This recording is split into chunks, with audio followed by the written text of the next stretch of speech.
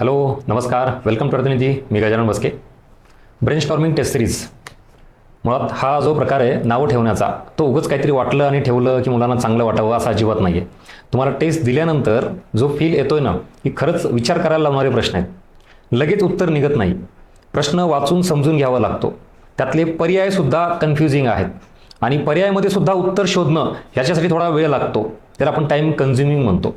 या सगळ्या गोष्टीमुळे काय होतं माहिती का, जो आपला ब्रेन आहे तो ॲक्च्युली ॲक्टिव्ह करावा लागतो, अलर्ट मोडमध्ये यावं लागतं आणि मग जे वादळ निर्माण होतं ज्याला मी ब्रेन स्टॉर्म म्हणलेलं आहे. सो ॲक्च्युली त्या गोष्टी आयोगात होतात. त्या प्रेशरमध्ये, त्या एका तासामध्ये आपलं ब्रेन ज्या लेवलला ॲक्टिव्ह असतं तसंच मी इथं करण्याचा प्रयत्न करतोय. सो दॅट्स वाय याचं नाव आहे ब्रेन स्टॉर्मिंग टेस्ट सिरीज. आणि त्या गोष्टी तुम्हाला आता इथून पुढे कळेल की मी असं का केलेलं आहे सगळं. बघा, या टेस्ट सिरीजचा इतर काही गोष्टीचा पार्ट आहे, मी तो समजून सांगत बसणार नाही, कारण तुम्ही मागच्या फार वर्षांपासून अनुभव घेताय आणि म्हणून टेस्ट सिरीज लॉन्च केली की त्याच्यामध्ये बऱ्याच विद्यार्थ्यांचा एनरोल हा प्रकार पहिल्याच दिवशी फार होतो. त्याचं कारण आहे, त्याचा मागचा उद्देश आहे की आयोगापर्यंत नेण्यासाठी तुम्हाला जे मला करता येईल ते मी या टेस्ट सिरीजमध्ये करायचा प्रयत्न करतो आणि त्यामुळे तुमचा ट्रस्ट हा आपल्या या सगळ्या टेस्ट सिरीजमध्ये मला दिसून येतोय. आयोगाच्या पॅटर्ननुसार प्रश्नांचा दर्जा आणि काठिण्य पातळी हे जे वाक्य आहे ना, ह्याला मी आता प्रूव्ह करून दाखवतो. म्हणजे उगाच प्रश्न टाकले आणि तुम्हाला मी काहीतरी असे वाक्य टाकून ओढून घेतलं, ॲडमिशन करून घेतले, असा अजिबात प्रकार नाही आहे. या सगळ्या वाक्याला प्रश्नांचा दर्जा आणि काठिण्य पातळी ही आयोगाच्या लेवलला असली पाहिजे. आता मी अजिबात असा दावा करत नाही की 100% आपण आयोगाला मॅच होऊ, आणि ते कोणालाच पॉसिबल नाही आहे. हे सुद्धा मी ऑन रेकॉर्ड मान्य करतो. दरवर्षी 15 प्रश्न जे येतात आपल्याला इकॉनॉमिक्सचे, त्यातले 1 प्रश्न, 2 किंवा मॅक्स कधी 3 प्रश्न हे definitely out of source, out of box असतातच. आणि त्या सगळ्या पॉसिबिलिटी गृहीत धरून आपण 10 ते 12ची जी रेंज आहे तर ती जास्तीत जास्त अचीव्ह कशी करता येईल त्यासाठी नक्कीच आपण इथं प्रयत्न करतोय. आणि या सगळ्या गोष्टी परीक्षा आहे शेवटी. परीक्षा म्हणलं त्यातही MPSCची म्हणलं की असं 100% प्रिडिक्शन वगैरे प्रकार नसतो, पण मॅक्झिमम लेवलला कसं आपल्याला आयोगाच्या जवळ जाता येईल त्यासाठी आपण प्रयत्न करतोय. बरं, पुढं आपली महाराष्ट्रातील कदाचित एकमेव टेस्ट सिरीज असेल की टेस्ट सिरीज लॉन्च केली, प्रश्न दिले, पेपर दिला आणि लगेच डिस्कशन घेतलं, असं अजिबात होत नाही. तुम्हाला टेस्टच्या प्रश्नाचं डिस्कशन हे करण्या अगोदर 2 डिस्कशनचे व्हिडिओ असे असतात ज्याच्यामध्ये एक म्हणजे कम्प्लिटली तुम्ही नेमकं कुठे आहात हे तुम्हाला आधी कळायला पाहिजे. That is called as self analysis किंवा सेल्फ इव्हॅल्युएशन. आणि तो व्हिडिओ मी ऑलरेडी टाकलेला आहे, तो बघून घ्या. म्हणजे बरेच विद्यार्थी डायरेक्टली काय करतायत, प्रश्नाच्या डिस्कशनला येत आहेत. फार मोठी चूक करता तुम्ही, कारण दरवर्षी पेपर देतोय, अभ्यास करतोय, पण दरवर्षी चुका होत आहेत, दरवर्षी फेल होतोय. कुठंतरी रिझन शोधलं पाहिजे ना, तर ते सेल्फ ॲनालिसिस. आणि हे का गरजेचं आहे, कारण बघा बॅचमध्ये तुम्ही असाल तर मी भरपूर वेळा तुम्हाला खूप गोष्टींचा अलर्ट करून देणारा पार्ट सांगत असतो. पण आता आपल्या टेस्ट सिरीजला बरेच असे विद्यार्थी आहेत की ज्यांनी बॅच केलेली नाही, पण फक्त टेस्ट सिरीज येत आहेत. काहींनी फक्त रिव्हिजनचा पार्ट केलेला असतो आपला वन डेचा आणि टेस्ट सिरीजला येत आहेत. काही जणांनी तर बॅच पण नाही, रिव्हिजन पण वन डे नाही केलं आणि फक्त टेस्ट सिरीजला जॉईन होत आहेत. अशा सगळ्यांचा विचार करून मी काही गोष्टी हे इथं परत सांगेल. त्यामुळे बॅचवाल्यांना हे रिपीट होऊ द्यात आणि जे नवीन असतील त्या विचारांना त्यांना कळेल सगळं. कारण आपण काही गोष्टी या फक्त बॅचपुरत्या मर्यादित न ठेवता ओपन टू ऑल महाराष्ट्रातील विद्यार्थ्यांना कळू द्या ना की ॲक्च्युअल प्रॉब्लेम काय. म्हणून हे व्हिडिओ जे सुरुवातीला घेतलेला आहे तो आवर्जून बघा. मी परत सांगतोय, सेल्फ ॲनालिसिस म्हणून तो व्हिडिओ टाकलेला आहे.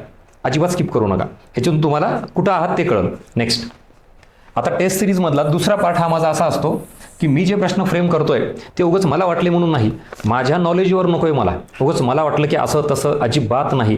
तर मी जे क्वेश्चन फ्रेम केलेले आहेत completely fully based on PYQ. आत्तापर्यंत कंबाईन पूर्व परीक्षेला आयोगाने जे प्रश्न विचारलेले आहेत त्याचं इन डिटेल प्रॉपर सखोल ज्याला शब्द वापरले मी जाणीवपूर्वक तेवढं ॲनालिसिस करून मग मी ते एरिया फाइंड आउट केलेले आहेत, क्वेश्चन पॅटर्न फाइंड आउट केलेला आहे, प्रश्न विचारण्याची पद्धत, पर्यायाची पद्धत, अशा सगळ्या गोष्टींचा नीट अभ्यास करून त्याच्या आधारावर मग एक प्रश्न फ्रेम करतो. त्यातला पर्यायसुद्धा तसाच फ्रेम करायचा प्रयत्न करतो. देन आफ्टर तुम्हाला ती टेस्ट सिरीज तयार होते. आणि त्यासाठी मला काय करावं लागतं, PYQ analysis. Is that clear? म्हणजे हा पहिला व्हिडिओचा पार्ट झाला.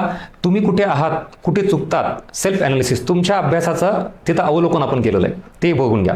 इथं मी आता तुमच्या अभ्यासाचं नाही, माझ्या अभ्यासाचं नाही, तर ॲक्च्युली आयोगाच्या प्रश्नपत्रिकांचं आपण ॲनालिसिस करू, जेणेकरून तुम्हाला लक्षात येईल की टेस्टमधले प्रश्न हे कसे फ्रेम केलेले आहेत. आणि तिसरा पार्ट येतो लास्टवाला, तो म्हणजे टेस्टचं ॲनालिसिस. आता आपले जे प्रश्न आहेत ते इथून सुरू होतील तुम्हाला. आणि हे 2 व्हिडिओ असतील, हे प्रत्येक वेळी घेणार नाही. पहिल्यांदा ज्यावेळेला आपली टेस्ट सुरू होते तेव्हा हे 2 व्हिडिओ, बाकी नंतर मात्र ज्या टेस्टमधले जे प्रश्न आहेत त्याचं आपण डिस्कशन घेतोय आणि त्याचंच थांबतो. त्यामुळे हा पार्ट आहे ॲक्च्युअल आपल्या टेस्टमधल्या प्रश्नांचं ॲनालिसिस किंवा ह्याला आपण डिस्कशन म्हणू. जे तुम्ही प्रत्येक टेस्ट सिरीजला जे म्हणतात हे डिस्कशन म्हणजे ते इथलचं असेल. तो ॲक्च्युली आपला पार्ट 3रा आहे. त्याच्या आधी हे 2 पार्ट व्हिडिओचे हे तुमचं काय म्हणतात आत्तापर्यंत सगळं जे करिअर आहे ना पणाला लागलेलं ते योग्य दिशा देणारं जे काय पार्ट आहे ते इथलचा हे बघा. आणि मग आपण इकडे जाऊयात. सो पहिला पार्ट क्लिअर झाला आपला. आपण आज सेकंड पार्टमध्ये आहोत. हे बघितल्यानंतर मग आपण पुढे जाऊ. So let start PYQ analysis. आता इथं मेन उद्देश काय लक्षात घ्या. मी तुम्हाला पूर्ण इन डिटेल याचं प्रश्नाचं उत्तर हे आहे ते आहे हे सांगायला आलेलं नाही. मला या लेक्चरमधला मेन उद्देश माझा समजून घ्या आणि कुठेतरी लिहून घ्या. तुम्ही टेस्ट सिरीजच्या फेजमध्ये आलात म्हणजे ह्याचा अर्थ तुम्ही अभ्यास केलेला आहे. आता आपण टेस्ट सिरीज सॉल्व्ह करून आपला अभ्यास चेक करतोय आणि मग त्या लेवलला कुठं चुकतो, कसे प्रश्न येतात, मला हे तुम्हाला जास्त सांगायचं आहे. म्हणजे ओव्हरऑल इथून पुढचा उरलेला जो कालावधी आहे तो तुम्ही कसा वापरला पाहिजे. म्हणजे ह्याच्या आधी काय अभ्यास केला आहे, बॅच जॉईन केली नाही केली, सेल्फ स्टडी केला आहे, तो तुमचा पार्ट राहिला. त्याच्यात आपण बदल करू शकत नाही. माझं असं म्हणणं आहे आता या लेक्चरमधून तुम्हाला काय करावं, पुढची दिशा. म्हणजे तुम्ही नवीन असाल तर नेमका कसा अभ्यास केला पाहिजे, कसे प्रश्न येतात, हा सगळ्यात मेन मुद्दा आहे. पॉईंट टू बी नोटेड लिहून घ्या. प्रश्न कसे येतात हे आधी कळालं ना अभ्यास करायला सोपं जातं. आणि जुन्या विद्यार्थ्यांना काय माहिती, ज्यांनी आपण आधी अभ्यास केलेला आहे तर तो अभ्यास परीक्षेत रिफ्लेक्ट का होत नाही, प्रश्न स्वरूपात तुम्हाला तुमच्या कन्सेप्ट का क्लिअर होत नाहीत, त्याचं उत्तर इथे मिळालं जुन्या विद्यार्थ्यांना. त्यामुळे दोन्हीही नवीन आणि जुने वॉटेवर तुम्ही असाल, अभ्यास आधी कसा केला आहे ते आता तुमच्या पद्धतीने राहील. पण इथून पुढे जर तुम्ही रिव्हिजन करत असाल, रीडिंग करत असाल, एखाद्या सब्जेक्टला पूर्ण हात मारत असाल तर तो कशा पद्धतीनं केला पाहिजे अभ्यास ते तुम्हाला याच्यातून कळेल. आणि एक ना एक प्रश्न हा तुम्हाला डायरेक्शन देणारा असेल. So let start. पहिला प्रश्न या इथे, राजकोषीय तूट. तुम्ही म्हणाल सर काय नाही, कन्सेप्टवर प्रश्न आहे. येस बिलकुल, मग कन्सेप्ट क्लिअर तुमच्या, द्या उत्तर. बरं, हे पण हे कुठं त्या एका तास आता त्या प्रेशरमध्ये द्यायचं, इथं जनरल नाही द्यायचं. आणि इथं परत आपण ह्याचं उत्तर हे आहे ते आहे डिस्कस करायला आलं नाही. तुम्हाला आयोगाचा पॅटर्न समजून सांगतोय जे आपल्या टेस्ट सिरीजमध्ये रिफ्लेक्ट होतोय तुम्हाला. राजकोषीय तूट म्हणजे काय आणि पर्याय बघा काय दिले ते. सरकारी कर्ज वगळता सरकारचा एकूण खर्च एकूण प्राप्तीतील फरक. बऱ्याच जणांना इथे कन्फ्युजन झालं. सरकारी कर्ज वगळता हा शब्द येस ऑर नो, तुमची मानसिकता मला रीड करता येईल का, येते का ते सांगा. ह्याच्यामुळे तुम्ही कन्फ्यूज झाला. तर बऱ्याच जणांना वाटलं की सर असं नसतं म्हणून ते ए ऑप्शनकडून दूर गेले. बरं, दुसरा भांडवली खर्च आणि महसुली उत्पन्न हा पर्याय बघा. आणि महसुली खर्च आणि महसुली उत्पन्न हा पर्याय बघा. काय सांगतो म्हणजे तुम्हाला राजकोषीय तूट ही कन्सेप्ट ही नुसती माहिती असून चालत नाही, तर आयोगाच्या पर्यायामध्ये इतरही काही तुटीच्या संकल्पना असतात, तिथं आपण कन्फ्युजनमध्ये उत्तर चुकवू शकतो. मला तुम्हाला हे सांगायचं आहे. हा जो पर्याय हा कुठल्या तुटीचा आहे बरं, ही राजकोषीय तूट विचारली आहे, हे याचं उत्तर नाही आहे. पण मला सांगा ही कुठली तूट आहे, महसुली तूट आहे, भांडवली तूट आहे, प्राथमिक तूट आहे, प्रभावी महसुली तूट आहे. पटकन उत्तर द्यायचं. मी एवढे ऑप्शन दिले तुम्हाला, ठीक आहे, जे काय असेल उत्तर दिलं असेल तुम्ही. आता नेक्स्ट, महसुली खर्च महसुली उत्पन्न यामधील फरक म्हणजे कुठली तूट. परत पर्याय, महसुली तूट, भांडवली तूट, प्रभावी महसुली तूट, प्राथमिक तूट, असे सगळे पर्याय मला कमेंटमध्ये आवर्जून सांगा. तुम्ही ह्याच्यामध्ये इन्व्हॉल्व्ह व्हा, त्या प्रोसेसमध्ये उत्तर द्या. का, कारण ह्याच गोष्टी मला तुम्हाला दाखवायच्यात की आपण जी टेस्ट सिरीज लावतोय त्या टेस्ट सिरीजमधून मिळतंय काय. फक्त इन्फॉर्मेशन नका घेऊ. तुम्ही बॅचमध्ये इन्फॉर्मेशन घेताय, कन्सेप्ट क्लिअर करून घेताय, म्हणजे आधीही तेच केलं आताही तेच करायचं का. टेस्ट सिरीजचा मेन पर्पज हा असला पाहिजे, प्रश्न कशा पद्धतीने फ्रेम होतो म्हणजे रिडिंगला सोपं जातं. आता बघा इथंच तुम्हाला राजकोषीय तूट कन्सेप्ट माहिती ना, पण मग उत्तर का नाही आलं, आयोग कसं विचारतं. आणि त्यातही पर्यायामध्ये हे जे हे मुळात कुठलं कॉम्बिनेशनच नाही आहे तुटीचं, ह्याच्यातून उत्तरच निघत नाही. आणि तरीही जर तुम्ही उत्तर दिलं असेल तर विचार करा आपला अभ्यास कसा आहे. हे जे हे भांडवली खर्च आणि महसुली उत्पन्न काय, ह्याच्यातून कुठली तूट येत नाही, मुळात कॉम्बिनेशनच चुकीचं आहे. सो हा पर्यायच चुकीचा आहे गेला जाग्यावर. किती जणांना हा आधी कळाला सांगा, आणि किती जणांना ह्या पर्यायाला उत्तर दिलंय. प्रामाणिकपणे तुमचे फीडबॅक मेन्शन करा. झाला का पहिला ट्रॅप इथंच कळाला. म्हणजे आपण अभ्यास कसा करतो आणि आयोग कसे प्रश्न विचारतो. सो मुळात अभ्यासाची क्लॅरिटी असूनही तिथं फायदा होत नाही का, कारण आपण प्रश्न आणि पर्याय नीट समजून घेत नाही. नंतर या आता महसुली खर्च आणि महसुली उत्पन्न यातील फरक कुठली तूट आहे. सो इथं मात्र बरोबर आहे. आता महसुली खर्च आणि महसुली उत्पन्न यामधील फरक म्हणलं की महसुली तूट. येस ऑर नो दिले का उत्तर तुम्ही. प्रश्न विचारला आहे राजकोषीय तुटीचा, हा कॉम्बिनेशनचा पर्याय पूर्ण चुकीचा आहे. हा पर्याय बरोबर आहे पण कुठल्या तुटीचा आहे, महसुली तुटीचा. पण प्रश्न आहे राजकोषीय. क्लिअर कट बी आणि सी ज्याचा नीट अभ्यास आहे त्याला लगेच लक्षात येते की अरे नाही हे तर मुळात प्रकारच नाही आहेत. आणि मग युअर आन्सर इज ए. एकंदरीत आपल्याला अभ्यास पाहिजे तो व्यवस्थित असला पाहिजे, आणि इतर जे पर्याय आहेत याच्याबद्दल जर माहिती असेल तर कॉन्फिडन्स अजून वाढतो. इलिमिनेशन मेथड पटकन क्लिअर होते. जर आयोगाने हे जरी वाक्य किचकट टाकलं असेल तर तुम्हाला हे तरी कळालं की हे दोन पर्याय तर 100% चुकीचे आहेत. Yes or no? आता कळालं मला काय सांगायचं तुम्हाला, प्रश्न कसा फ्रेम होतो आणि तुम्हाला टेस्ट सिरीजमध्ये याच लेवलला आपले प्रश्न आणि पर्याय असतील, जेणेकरून तुम्हाला आयोगाच्या लेवलपर्यंत कसं जायचं यासाठी एक रोडमॅप देईल मी. क्लिअर? हा झाला एक प्रश्न. नेक्स्ट पुढे. छापील पैशांचा वापर करून सरकार जेव्हा आपल्या अंदाजपत्रकातील तूट भरून काढते त्याला काय म्हणतात? आता हा ॲप्लिकेशन बेस्ड कन्सेप्ट आहे. म्हणजे छापील पैसे म्हणजे पैसे तयार करणे आणि मग इथं अंदाजपत्रकातील तूट भरून काढणे, ज्याला आपण तुटीचा अर्थसंकल्प म्हणतो किंवा तुटीचा अर्थभरणा म्हणतो. मग ह्याचा परिणाम काय तर विचार करा. आता कन्सेप्टची अंडरस्टँडिंग आहे पण ॲप्लिकेशन. मग सरकारचा तुटीचा अर्थभरणा जेव्हा होतो तेव्हा अर्थव्यवस्थेत पैशाचं प्रमाण वाढतं, त्याच्यामुळे मागणी वाढते आणि मागणी वाढून काय होते? इन्फ्लेशन निर्माण होतं. सो ॲप्लिकेशन बेस्ड क्वेश्चन तिथं कमी पडताय का हे एक फाइंड आउट करा. इथं आपल्याला या अभ्यासाच्या दृष्टिकोनातून कन्सेप्टची अंडरस्टँडिंग, ॲप्लिकेशन आणि इंटरलिंकिंग असे 3 व्ह्यूज मी नेहमी सांगत असतो. त्यातला हा ॲप्लिकेशन बेस्ड क्वेश्चन. नेक्स्ट हा अजून इंटरेस्टिंग आहे. ज्याला असं वाटतं की सर कंबाईनला आपण जास्त डिटेलमध्ये जायचं नाही, कसा अभ्यास करायचा, तर या इकडं हा प्रश्न बघा. आता जेंडर बजेट. आता तुम्ही परत म्हणाल सर याचं उत्तर माहिती की मला एक आहे, ते सांगू नका, आपला तो कार्यक्रम चाललाच नाही. तर ऑलरेडी उत्तर ठीक आहे, PYQ आहेत म्हणल्यावर तुम्हाला पाठ आहे याचं उत्तर काय आहे ते. पण माझा प्रश्न हा आहे की तुम्ही ऑन दी स्पॉट तिथं त्या एका तासात परीक्षेत जर असे प्रश्न आले तर तुम्ही कसं डील करणार, ही मेंटॅलिटी डोक्यात ठेवा. इथं उत्तर दिलं म्हणून नका करू. लिंग अंदाजपत्रक म्हणजे जेंडर बजेट. आता तुम्ही ह्या ऑप्शनला जर बघितलात तर प्रत्येक नागरिकाच्या समानतेसाठी वित्तीय तरतूद करायची का, मानव विकासासाठी, कदाचित हा ऑप्शन इलिमिनेट कराल, पण हा काही पूर्ण चुकीचा आहे का मला सांगा. मानवी विकास साध्य करण्यासाठी बऱ्याच जणांचा अभ्यास जर अर्धा कच्चा असेल तर त्याला असं वाटेल की नाही हो मानव विकास पण येईल येतं उत्तर, इकडेही जाऊ शकतं. ठीक आहे, शक्यता. बरं, ज्याचा अभ्यास येते हा पण ऑप्शन इलिमिनेट केला, हा पण इलिमिनेट केला. आता अजून आयोगाने काय ट्रॅप टाकले बघा. हे जे विधान आहेत ना, अधिक लिंग समान समाजासाठी वित्तीय तरतूद करणे, अधिक लिंग असमान समाजासाठी वित्तीय तरतूद करणे, म्हणजे ऑलमोस्ट 99% वाक्य सेम आहे दोन्ही पण, फक्त इथं समान आहे इथं असमान आहे. म्हणजे एक शब्द नाही तर एक अक्षर फक्त मध्ये ॲड केलं की डायरेक्ट उत्तर बदलतं. सो विचार करा एवढ्या बारकाईनं जर आयोग तुम्हाला ट्रॅप टाकत असेल ऑप्शनमध्ये, प्रश्नामध्ये, तर आपण एवढ्या बारकाईनं मायक्रो लेवलनी कधी विचार केलाय का? आणि ह्याच गोष्टी मला तुम्हाला टेस्ट सिरीजमधून द्यायच्या. माझा तुम्ही बघा नीट प्रश्न आणि पर्याय, तुम्हाला लिटरली असं वाटेल की हा हे उत्तर आहे, पण नाही निघणार का? कारण घाई गडबडीत तुम्ही आता ह्या दोघांपैकी कुठलं गोल केले माहीत नाही. बरं, ह्यातून अर्थ कसा काढायचा? अधिक लिंग समान समाजासाठी वित्तीय तरतूद करायची का अधिक लिंग असमान समाजासाठी? म्हणजे ऑलरेडी आपल्या देशामध्ये जेंडर इनइक्विलिटी म्हणतो आपण त्याला. जो आपला समाज आहे तो ऑलरेडी लिंग असमान समाज आहे, बरोबर. आणि मग ह्या त्याच समाजाला अधिक लिंग असमान करायचं का तुम्हाला? आणि त्यासाठी तुम्ही वित्तीय तरतूद करणार का? शक्यच नाही. आपल्याला उलट काय करायचं आहे, जी लिंग असमानता आहे तर अधिक लिंग समान समाज बनवण्यासाठी वित्तीय तरतूद करायची. So this is your answer. बरं, हे सगळं आपण इथं आता निवांत बोलतोय. त्या एका तासामध्ये तुम्हाला ही समजलेली कन्सेप्ट आहे तिचं अशा पद्धतीने ॲप्लिकेशन करायला किती वेळ लागेल, आणि मग वेळ लागला की संपलं, तुम्ही डाग येऊन स्पर्धेतून बाहेर पडले. आता कळालं का टेस्ट सिरीजचं महत्त्व आणि आपल्या टेस्टचे प्रश्न जड का जातात, आपल्या टेस्टमध्ये बऱ्यापैकी स्कोअर कमी का येतो? कारण एवढ्या मायक्रो लेवलला मी आयोगाचा ॲनालिसिस करून जास्तीत जास्त आपण त्याचा प्रश्नामध्ये जो पॅटर्न टाकायचा मी प्रयत्न केलेला आहे. बघा ना काय डेप्थ आहे. आणि असं वाटतं का हा प्रश्न कंबाईनचा आहे का राज्यसेवेचा वाटतो?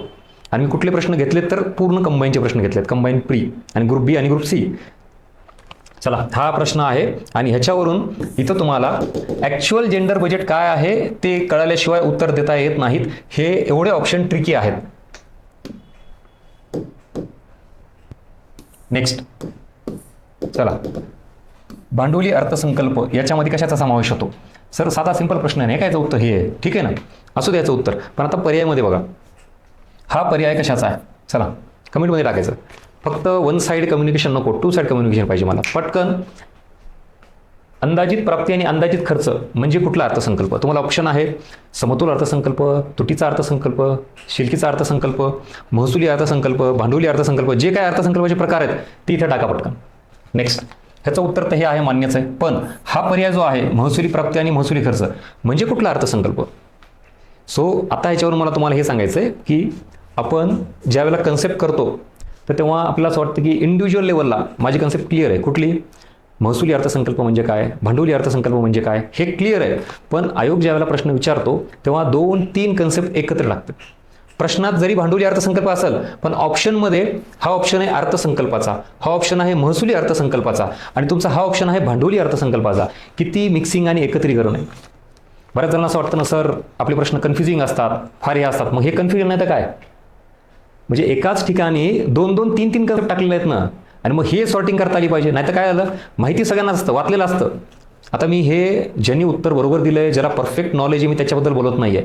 आपण सगळ्यांचा विचार करतोय की तुम्ही कुठं चुकत असाल, सिली मिस्टेक होत असेल तर सुधारा. आणि सगळंच सारखं सगळंच वाचलेलं वाटतं म्हणून तिथं एका तासामध्ये प्रॉब्लेम येऊ शकतो. आता काही जणांनी लॉजिक असे लावत असतील, सर इथं भांडवली शब्द आहे म्हणजे इथं भांडवली शब्द आहे. अरे बाबा असं वर्कआउट होत नसते काही. ते ट्रिक्स लॉजिक वगैरे कधीतरी एका प्रश्नाला कामाला येतं, बाकी नाही. त्यामुळे तसलं भांडवली खेळत बसू नका. ते ॲक्च्युअल कन्सेप्ट माहिती असली पाहिजे. ठीक आहे. त्यामुळे तसं लॉजिक आणि ट्रिक्सनुसार उत्तर येत असेल तर ते तुम्हाला मुबारक, ते खेळत बसणार नाहीत. आणि तसलं ते काही सांगत बसण्याचा प्रकार अजिबात आपल्याकडे नसतो. कम्प्लिटली कन्सेप्च्युअल क्लॅरिटी, त्याच्या आधारावर हे प्रश्न सॉल्व्ह झाले पाहिजेत. नेक्स्ट, आता हा प्रश्न, ह्या प्रश्नाचं उत्तर तुम्हाला स्वतः अंडरस्टँडिंगवर द्यावं लागतं. हा असा एक एरिया असतो जो कुठल्या डायरेक्ट प्रश्न पुस्तकातून नोट्समधून सापडत नाही. काय प्रश्न आहे, कोणत्याही शासनाच्या सार्वजनिक खर्चाची प्रवृत्ती काय असते, वाढती घटती. म्हणजे जनरली कुठल्याही देशाचं सरकार असतं त्याचा खर्च हा वाढत जातो का कमी होत जातो असा प्रश्न आहे. सो वाढत जातो. का बरं, कारण लोकसंख्या वाढते, गरजा वाढतात, इन्फ्रास्ट्रक्चरची डिमांड वाढते, त्यामुळे सरकारचा खर्च वाढतो. साधी गोष्ट आहे. नेक्स्ट, आत्ताच आपण एक प्रश्न बघितला कुठल्या तुटीचा, राजकोषीय तुटीचा. परत एक प्रश्न, राजकोषीय तूट आणि वर्षभरातील व्याज भरणा यातील फरकाला काय म्हणतात. आता ऑप्शनमध्ये वित्तीय तूट, अंदाजपत्रकीय तूट, प्राथमिक तूट आणि महसुली तूट, म्हणजे सगळं तूट आहे एकत्रित. म्हणून मला तुम्हाला तेच सांगायचं आहे की मिक्सिंग, एकत्रीकरण करणे, इंटरलिंकिंग करणे हा आयोगाचा प्रचंड मोठा पॅटर्न आहे. आणि त्याला आपण विचारात न घेता आपल्याला इंडिव्हिज्युअल लेवलला कन्सेप्ट सगळं माहिती असतात, पण इथं कन्फ्युजन होतात. आणि मग कुठली तूट, त्यातही इथं व्याज भरणा हा शब्द महत्त्वाचा आणि मग प्राथमिक तूट ह्याचं उत्तर आहे. परत सांगतो, इथं तुम्ही मला उत्तर सांगणं अपेक्षित नाही आहे की सर ह्याचं उत्तर हे आहे. मला तुम्हाला सांगायचं आहे की आयोग कशा पद्धतीने प्रश्न विचारतो आणि आपण आपला अभ्यास कशा पद्धतीने केला पाहिजे. म्हणजे कन्सेप्च्युअल क्लॅरिटी असून सुद्धा उत्तर काय येत नाहीत, कारण हे सगळे ऑप्शन मग एकसारखे दिलेले असतात किंवा त्याच्या रिलेटेड दिलेले असतात. तिथं बघितलं आपण भांडवली अर्थसंकल्प विचारला आहे, पण मग महसुली अर्थसंकल्पाचे पण पर्याय आहेत. इथं बघितला तर तूट विचारली आहे, पण तुटीचे पण खाली वेगवेगळे पर्याय आहेत. कन्फ्युजन होत आहे. नेक्स्ट, आता अजून तुटीच्या तुटीच्या अंदाजपत्रकाची आवश्यकता भारतामधून कशात निर्माण झालेली आहे, का बरं, हा सुद्धा प्रश्न परत अंडरस्टँडिंगवर आहे. आता डायरेक्टली हा कुठं एका पुस्तकात नोट्समध्ये न मिळता तुम्हाला तो विषय किती कळाला, टॉपिक किती कळाला, म्हणून मी नेहमी बघा बॅचमध्ये पण तुम्ही बघत असाल जेवढी अंडरस्टँडिंग जास्त वाढवता येईल तेवढी वाढवायचा मी प्रयत्न करतोय. त्याचं कारण 1-2 प्रश्न असे असतात ते तुमच्याच अभ्यासावरून तुमच्या अंडरस्टँडिंगवर सॉल्व्ह करता येतात.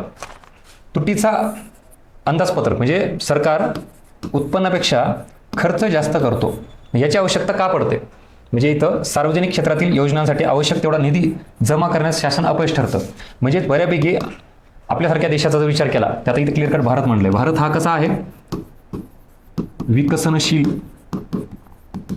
मग विकसनशील आहे म्हणजे नक्कीच विकसित नाहीत आपण आणि पूर्णतः अविकसित नाहीत, पण बऱ्यापैकी अविकसित कॅटेगरीमध्ये आपण कन्सिडर करू. सो विकसनशील आहोत म्हणजे पूर्ण विकसित नाहीत. सो अशा देशाची अवस्था काय असते आठवते का, बॅचमध्ये असणार आहे. अख्खा टॉपिक आपण हा घेतो की विकसित देश आणि अविकसित देश काय. तरी घेण्यामागे काय रिझन कळालं का. आता कंबाईनला विकसित देश आणि अविकसित देश, सर हा टॉपिक आहे का नाही, मग आहे का नाही हे आला का. आता ह्याचं उत्तर कसं निघतं बघा. विकसनशील देशामध्ये जनरली इन्फ्रास्ट्रक्चर वीक असतं, म्हणजे त्या प्रमाणात डेव्हलप झालेलं नसतं. आणि मग आपण बघतो आपली रस्ते, ट्रान्सपोर्ट सिस्टीम, त्याच्यानंतर एनर्जी, त्याच्यानंतर एज्युकेशन, हेल्थ, हे सगळं बघता फार प्रमाणात डेव्हलप झालेलं नाही. अशा वेळी इथं ह्या सगळ्या गोष्टीसाठी सरकारला काय करावं लागतो, खर्च जास्त करावा लागतो इन्फ्रास्ट्रक्चर डेव्हलपमेंटसाठी. भारतात तुम्ही उदाहरण घेऊ शकता. पण ॲट द सेम टाइम याच अशा अवस्थेमुळे भारतात फार मोठी गुंतवणूक आहे का, बिकॉज ऑफ इन्फ्रास्ट्रक्चर कमी असल्यामुळे गुंतवणूक कमी, औद्योगिकरण कमी आणि मग वस्तू सेवांचं उत्पादन कमी. सो ओव्हरऑल याच्यामुळे सरकारला रेव्हेन्यू कमी मिळतो टॅक्सेशनच्या स्वरूपात. मग तो डायरेक्ट टॅक्स असू द्यात, कॉर्पोरेशन टॅक्स, इन्कम टॅक्स असू द्यात, कुठलाही. सो ओव्हरऑल इथं सरकारचं उत्पन्न कमी आणि खर्च जास्त. मग हे इथं तेच सांगितलं ना, सार्वजनिक क्षेत्रातील योजनांसाठी म्हणजे योजना कशासाठी, इन्फ्रास्ट्रक्चर, वेगवेगळ्या कशाच्या योजना आहेत, ट्रान्सपोर्ट सिस्टीम डेव्हलप करणे, रस्ते, रेल्वे, वाहतूक, ऊर्जा, गरिबी दूर करणे, आरोग्याच्या योजना, शिक्षणाच्या योजना. So this is all about infrastructure. ह्याच्यासाठी आवश्यक निधी जमा करण्यास सरकार अपयश ठरतं. म्हणजे निधी म्हणजे उत्पन्न कमी. विकासबाह्य अनुत्पादक कामावर वेगाने वाढणारा खर्च. आता इथं जो खर्च आहे हा इन्फ्रास्ट्रक्चरचा आहेच आहे, त्यासोबत हा अनुत्पादक म्हणजे आपल्यासारख्या देशाला काय प्रॉब्लेम येतो, आपल्याला कर्ज घ्यावं लागतात आणि त्याच्यावर मग व्याजही द्यावं लागतं. व्याज हा कुठला आहे, अनुत्पादक आहे. कन्सेप्च्युअल क्लॅरिटी किती लागते, कळतंय का काय चाललंय, सार्वजनिक वित्त टॉपिक आठवतोय का. आणि मग अनुत्पादक खर्च म्हणजे व्याजावरचा होणारा खर्च, त्यात परत डिफेन्सवरचा होणारा खर्च, म्हणजे बऱ्यापैकी आपण महसुली खर्चाबद्दल बोलतोय. आणि मग या सगळ्या गोष्टी इथं या कामावर वाढणारा वेगळा खर्च, ह्याच्यामुळे काय तुटीच्या अंदाजपत्रकाची आवश्यकता भारतामध्ये यामधून निर्माण होते. प्रश्न जाग्यावर क्लिअर झाला का, बेस ऑन कन्सेप्च्युअल क्लॅरिटी. मग टॉपिक आणि कन्सेप्ट ह्या गोष्टीला बेस मानून तुम्ही अभ्यास केला तर ह्या लेवलचे प्रश्न सॉल्व्ह होतात. आणि सुपरफिशियल वर अभ्यास केला असे प्रश्न सॉल्व्ह होत नाहीत. आणि मी किमान एक तरी प्रश्न असा टाकतो जिथं तुम्हाला तुमचीच अंडरस्टँडिंग कामाला येणार आहे, कुठलं पुस्तक कुठलं काही नाही. आणि मग ही अंडरस्टँडिंग आपल्या बॅचमधून आपण जी वाढवायचा प्रयत्न केलेला आहे ते तुम्हाला इथं क्लिअर कट मदत करणार आहे. आता मी परत बॅचचा उद्देश का सांगतो, कारण साहजिक आहे ज्या चांगल्या गोष्टी त्या सांगितल्याच पाहिजेत. लोक नको त्या बिनाकामाच्या गोष्टीची ॲड करतायत. सो बॅचबद्दल मी आवर्जून तुम्हाला सांगणार. आता याचा अर्थ असा नाही की तुम्ही बॅच जॉईन केली पाहिजे, अजिबात नाही. It's your choice. तुम्ही माझं म्हणणं आहे काही जॉईन नका करू, ते तुमच्या लेवलला सेल्फ स्टडी करा, ह्याच्यातून गायडन्स म्हणून फायदा घ्या आणि सेल्फ स्टडी करा, काय हरकत नाही. पण ह्या लेवलचा प्रश्न असतो आणि कसा सॉल्व्ह होतो तर कन्सेप्टच्या आधारावर, हे तुम्हाला मी एक्सप्लेन करून दिलेलं आहे. सो हा ग्रुप बीला आलेला प्रश्न आणि डायरेक्टली न होता इनडायरेक्टली तुम्हाला अभ्यासावर सॉल्व्ह होतो. पुढे जाऊयात आपण आता. मध्यावधी राजकोषीय सुधारणा अंतिम उद्देश काय, हा सुद्धा प्रश्न ग्रुप बीला. आता राजकोषीय सुधारणा फिस्कल रिफॉर्म्स, बरं इथं क्लिअर कट मीडियम टर्म म्हटलंय, हरकत नाही 2 मिनिटासाठी हे बाजूला ठेवू. पण फिस्कल रिफॉर्म्स म्हणजे सरकारच्या एकूण उत्पन्न आणि खर्चावर. आता इथं राजकोषीय फिस्कल हा शब्द आहे. सो राजकोषीय धोरण किंवा हा शब्द म्हणजे इथं काय इंडिकेट करतो, उत्पन्न आणि खर्च इंडिकेट करतो. फिस्कल सरकारच्या उत्पन्नाबाबत. मग ह्याच्यामध्ये सुधारणा करायची असेल तर काय केलं जाईल, तर तूट वाढवली जाईल का कमी केली जाईल. ऑब्व्हियसली सरकार काय करेल, उत्पन्न वाढवण्यासाठी प्रयत्न करेल, खर्च कमी किंवा योग्य ठिकाणी करायचा प्रयत्न करेल, जास्तीत जास्त भांडवली खर्च करायचा प्रयत्न करेल. ह्यालाच आपण फिस्कल रिफॉर्म्स म्हणू. मग उत्पन्न वाढवणे, खर्च कमी करणे, याच्यामुळे सरकारची काय होते, तूट कमी होते. Yes or no.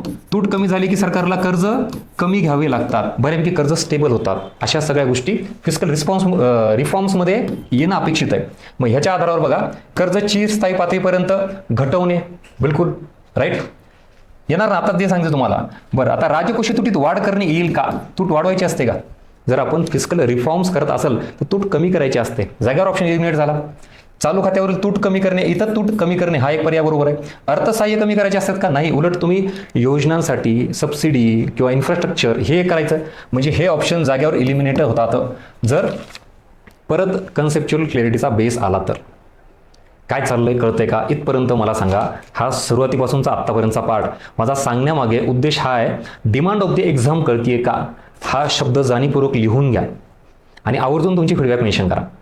आणि हा व्हिडिओ आवडला असेल तर लाईक करा, आपलं यूट्यूब चॅनल सबस्क्राईब करा. आणि ओव्हरऑल जे तुम्हाला आता इथं दिसतंय त्याच्याबाबत कुठले तरी एक ब्लँक पेज घ्या आणि लिहा. आणि तुमची फीडबॅक का मेन्शन करा, कारण ह्या सगळ्या गोष्टी तुम्हाला कनेक्ट होत आहेत का. आणि ॲक्च्युअल हे प्रश्न ह्याच्या आधी तुम्ही बघितले नव्हते का, बघितले असतील ना. किती जणांनी PYQ पाठ केलेत बरं.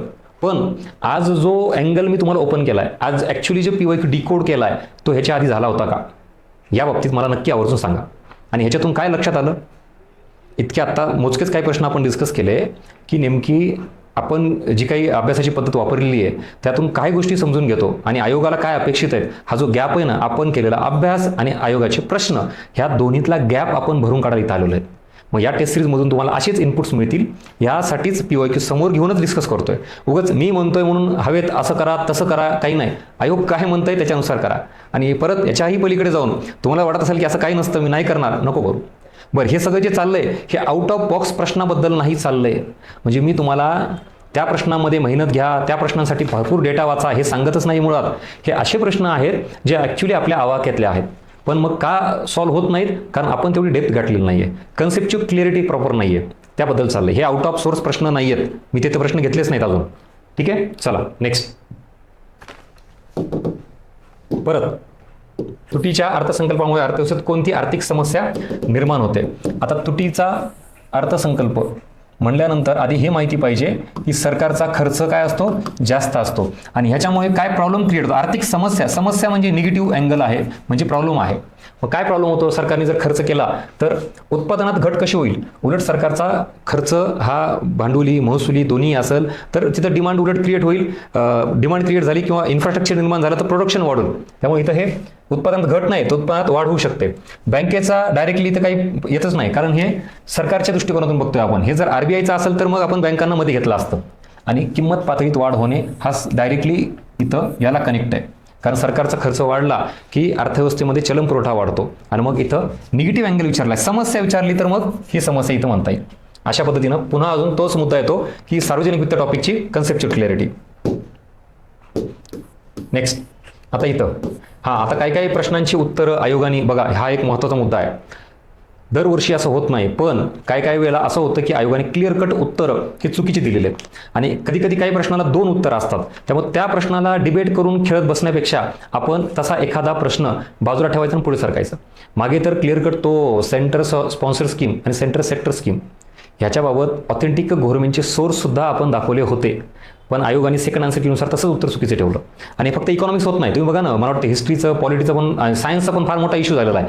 क्लिअर कट उत्तर चुकीचं आहे, पण सेकंड आन्सर कीनुसार आयोगाने तसंच चुकीचं उत्तर ठेवलं आहे. तर त्यावेळेला आपण आपली कन्सेप्ट आणि ओरिजिनल सोर्स ऑथेंटिक गव्हर्नमेंटचे काय सांगतात ह्याच्याकडे गेलो पाहिजे. कारण आयोगाने जर उद्या म्हणलं सेकंड आन्सर कीनुसार सांगितलं की सूर्य पश्चिमेकडून उगवतो, आणि तुम्हाला सर आयोगाने सेकंड आन्सर कीनुसार तसंच ठेवलंय, मग सूर्य पश्चिमेकडून उगवतो हे मानायचं का आपण? क्लिअर? त्यामुळं तिथं काही आयोगाला दोष द्यायचा आहे, आयोग असा तसा घेणं देणं नाही. पण मला असं म्हणायचं की एखाद्या वेळेस जी आयोगाची चूक आहे तर ती सुधारली पाहिजे आणि उत्तर काय ॲक्च्युली हे सांगलं पाहिजे. त्यामुळं इथं या प्रश्नाबद्दल तो मुद्दा येतो.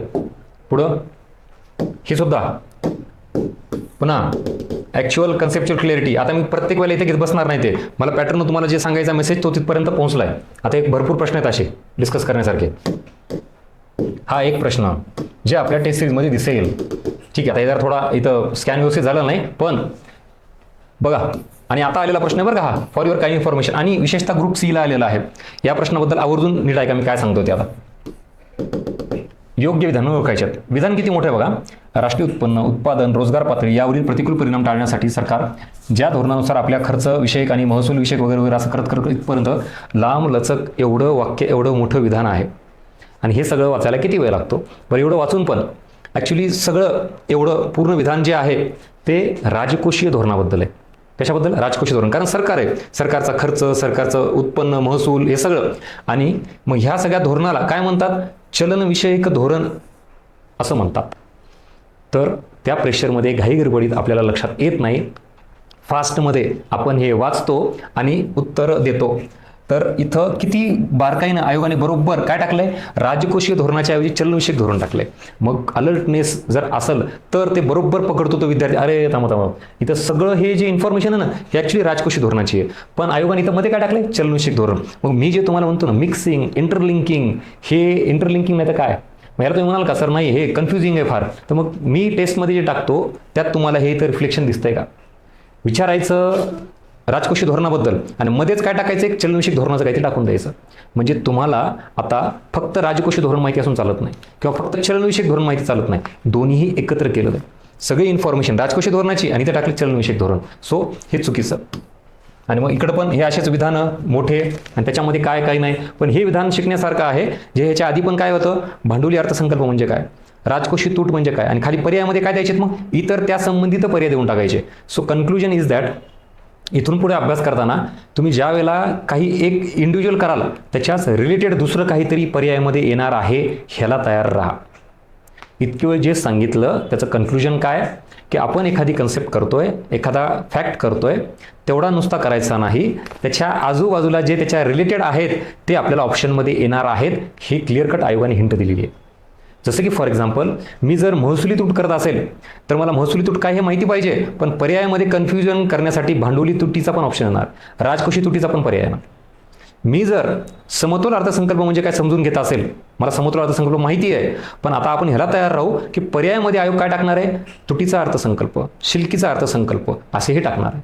जर आपण CRR काय कन्सेप्ट समजून घेत असू तर CRR मला काय हे माहितीच पाहिजे, पण आपण ह्याला तयार असलं पाहिजे की पर्यायामध्ये डेफिनेटली SLR पण येणार आहे, त्याच्यानंतर बँक रेट पण येणार आहे. मग आता तिथं सगळं एकच दिसतं, अरे बँक रेट म्हणजे काय, CRR म्हणजे काय, SLR म्हणजे काय, हे कन्फ्युजन झालं, आयोगाचा हेतू साध्य झाला. आणि मग आपल्या टेस्ट सिरीजमध्ये पण माझा हेतू साध्य झाला की तुम्हाला कन्फ्यूज करून तुमचे मार्क खाली आणायचे, तुम्हाला फेल करायचं.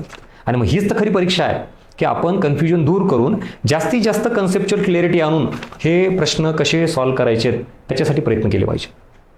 आता थोडं बरं वाटलं का ऐकून सगळं? आणि परत एकदा मला आवर्जून सांगा, तुमचे फीडबॅक मेन्शन करा. आपल्या ऑफिसच्या नंबरवर वाटलं तर व्हॉट्सअपला टाका. कारण हे तुम्हाला, मला नाही वाटत टेस्ट सिरीजमध्ये आपल्याला ह्याच्या आधी तुम्ही बघितलं असेल एवढी क्लिअरिटी की आयोगाला नेमकं काय पाहिजे. म्हणून टेस्ट सिरीज सुरू करण्याच्या अगोदर हे सगळे लेक्चर्स का बघायचे, त्याचं कारण आहे की तुम्हाला हे इथं जी पहिली स्लाईड दाखवली का, या इकडं हे आता कळालं कायचं महत्त्व, हे की सेल्फ ॲनालिसिसचा एक व्हिडिओ ऑलरेडी झाला आहे. आता काय चाललंय आपलं PYQ ॲनालिसिस. आणि ह्याच्यातून तुम्हाला काय कळालं ते इथं मेन्शन करायचं. डिमांड ऑफ द एक्झाम, की नेमकं परीक्षेला आयोगाला काय पाहिजे आणि मग मी काय केलं होतं आणि जे चुकीचं असेल तर आता इथून पुढे काय केलं पाहिजे ते याच्यातून मिळेल. आणि म्हणून आपले प्रश्न जर बघितलात आयोगाच्या पॅटर्ननुसार प्रश्नांचा दर्जा आणि काठिण्य पातळी, आता ह्याला बेस मिळाला का? उगाच काहीतरी प्रश्न तयार करायचा असं अजिबात नाही, कारण एवढ्या सगळ्या गोष्टी ह्या आयोगाच्या समोर आहेत ज्या तुम्हाला मी दाखवतोय. अजून पुढे जाऊ आपण आता. हां, हे झालं, ठीक आहे. इथं आर्थिक सुधारणेनंतरच्या काळात बघा काय सांगतो हा प्रश्न. आर्थिक सुधारणेनंतरच्या काळात अप्रत्यक्ष कर संकलनाचे एकूण कर संकलनाचे असलेले गुणोत्तर कमी झाले जास्त झाले, हा सुद्धा प्रश्न साधा नाही. तुम्हाला नुसतं डायरेक्ट टॅक्स काय इनडायरेक्ट टॅक्स माहिती असून चालत नाही. म्हणजे बघा हा प्रश्न डायरेक्ट टॅक्स इनडायरेक्ट टॅक्स याच्या कन्सेप्टवर नाही आहे, त्याच्यानंतर याच्या फॅक्ट्सवर पण नाही. कन्सेप्ट म्हणजे काय, कराचा आघात कोणावर होतो, कराचा भार कोणावर होतो, कराचा भार दुसऱ्यावर ढकलता येतो ढकलता येत नाही, तो कन्सेप्च्युअल पार्ट झाला. त्याच्यावर प्रश्न आहे का, नाही.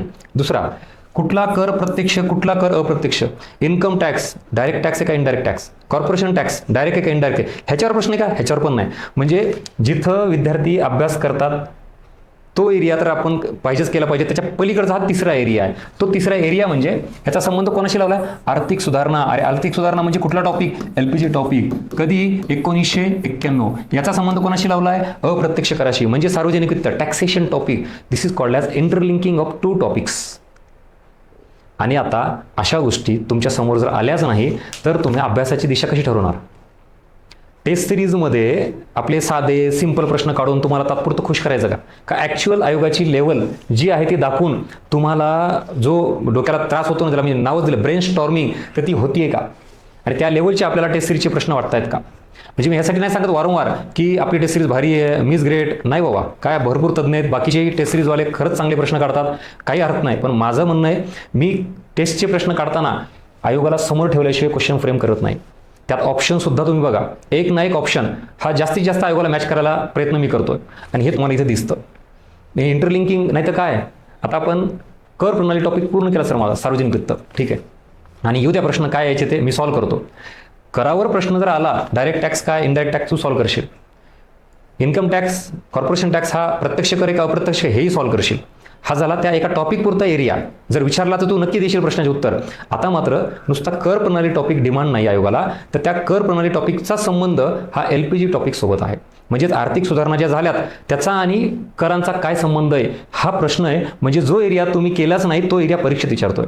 दोन टॉपिक, दोन कन्सेप्ट मिक्स करणे, इंटरलिंक करणे ही परीक्षेची डिमांड आहे. आणि हे क्लिअर कट दिसतं इथं 2017 ग्रुप बी. काय कळालं आता ह्या प्रश्नातून अजून की आपल्याला इंटरलिंकिंग गरजेची. अजून भरपूर आहेत म्हणून म्हणलं ना थोडं थांबा. लेक्चर तुम्हाला जर ज्याला वाटत असेल की सर नको लेंदी होते वगैरे, तू बंद कर, हो तू जा.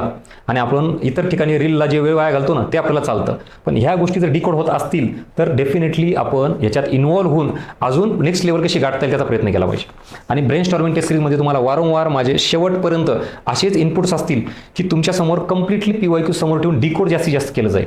हा एक प्रश्न जे की दोन टॉपिक इंटरलिंक करतो. आणि मग ही लिंक लागल्यानंतर तुम्हाला काय करायचं बघायचं आहे की सरकारला एकूण समजा 100 रुपये टॅक्स मिळतो, हे इथं सांगितलं. एकूण कर संकलन ह्याच्याशी अप्रत्यक्ष कराचं प्रमाण ते कमी आहे, जास्त आहे, वाढलंय, स्थिर राहिलंय, काय ते तुम्ही परत म्हणा सर याचं उत्तर आहे. पण हे उत्तर कसं आलं हे माहिती का तुला.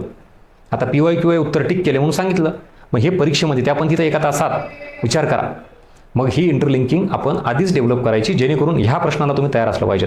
आणि मी परत सांगतो, साध्या सिंपल प्रश्नाला रिझल्ट ठरत नसतो, तो तुम्हाला यायलाच पाहिजे. पण काही प्रश्न तुम्ही बघा ना, मी जाणीवपूर्वक मोजकेच असे का घेतले की जिथं तुम्हाला खरी डेप्थ लागते, खरी ताकद लागते. आणि आता आपण ज्या ताकदीने बॅच घेतो ना, त्याचं उत्तर मिळालं का? यस, ॲक्च्युली सॅटिस्फॅक्शन आहे. म्हणजे ह्या लेवलला गेलं पाहिजे आता इकॉनॉमिक्सला. आणि हे सगळे कंबाईनचे प्रश्न आहेत, राज्यसेवेचे नाहीत. म्हणजे आपल्याला काय घ्यायला पाहिजे त्याच्यानुसार तुम्ही ठरवा.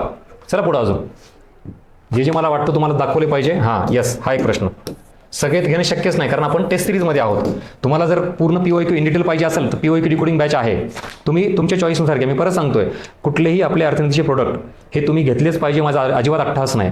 माझं तर म्हणणं, एक सुद्धा प्रोडक्ट वापरू नका अर्थनीतीचं. इतर ठिकाणी काही वापरा, पण रिझल्ट काढा. म्हणजे मी चांगला की दुसरा कोण चांगला हा मुद्दाच नाही आहे. बाकीचे पण बुक्स, प्लॅटफॉर्म, बाकीच्या टेस्ट सिरीज लिटरली चांगल्या आहेत, तुम्ही तिकडेही गेलं पाहिजेत, नो इश्यू आहे. पण माझा उद्देश हा आहे की तुम्हाला एक्झाम ओरिएंटेड जिथं नॉलेज मिळतं ते घ्या. आणि मग एक ना एक POQ जर तुम्हाला डिकोड करायचं असेल तर आपली सेपरेटली कंबाईनची POQ डिकोडिंग बॅच आहे. तिथं मात्र मग ती टेस्ट सिरीज नसेल तर ती पूर्ण POQ इन डिटेल डिकोड केला असेल. इथं मी POQ डिकोड कसे करतोय, टेस्ट सिरीजमधले प्रश्न आणि आयोगाचे प्रश्न हे कसे मॅच होत आहेत, आणि मग टेस्टच्या दृष्टिकोनातून तुम्ही अभ्यास जे करताय ते तुमचा किती पत कमी आहे, किती वाढवायचा आहे, कुठं वीक एरिया आहे, कुठं स्ट्रॉंग एरिया आहे, हे तुम्हाला आपल्या टेस्टमधून बाहेर यावं, त्यामागचा तो उद्देश आहे. त्यामुळे इथं ज्या ज्या गोष्टीची गरज आहे तेवढं तुम्हाला सांगेल फक्त. शिल्कीचे अंदाजपत्रक महागाईच्या काळात उपयुक्त, तुटीचे अंदाजपत्रक बेरोजगारी दूर करण्यासाठी उपयुक्त, आणि भारतामध्ये शेती मंत्रालयाकडे केंद्र सरकारचा अंदाजपत्रक चौकट करण्याची जबाबदारी आहे. बरं, हा पर्याय 2 मिनिटासाठी बाजूला ठेवा. आता हा पर्याय बघा, शिल्कीचे अंदाजपत्रक म्हणजे कुठला टॉपिक आहे? सार्वजनिक वित्त. त्याचा संबंध महागाईसोबत जोडला आहे, म्हणजे कुठला टॉपिक आला? महागाई. 2 टॉपिक झाले. तुटीचा अर्थसंकल्प आणि कशाशी संबंध आला? बेरोजगारी, म्हणजे 3रा टॉपिक आला.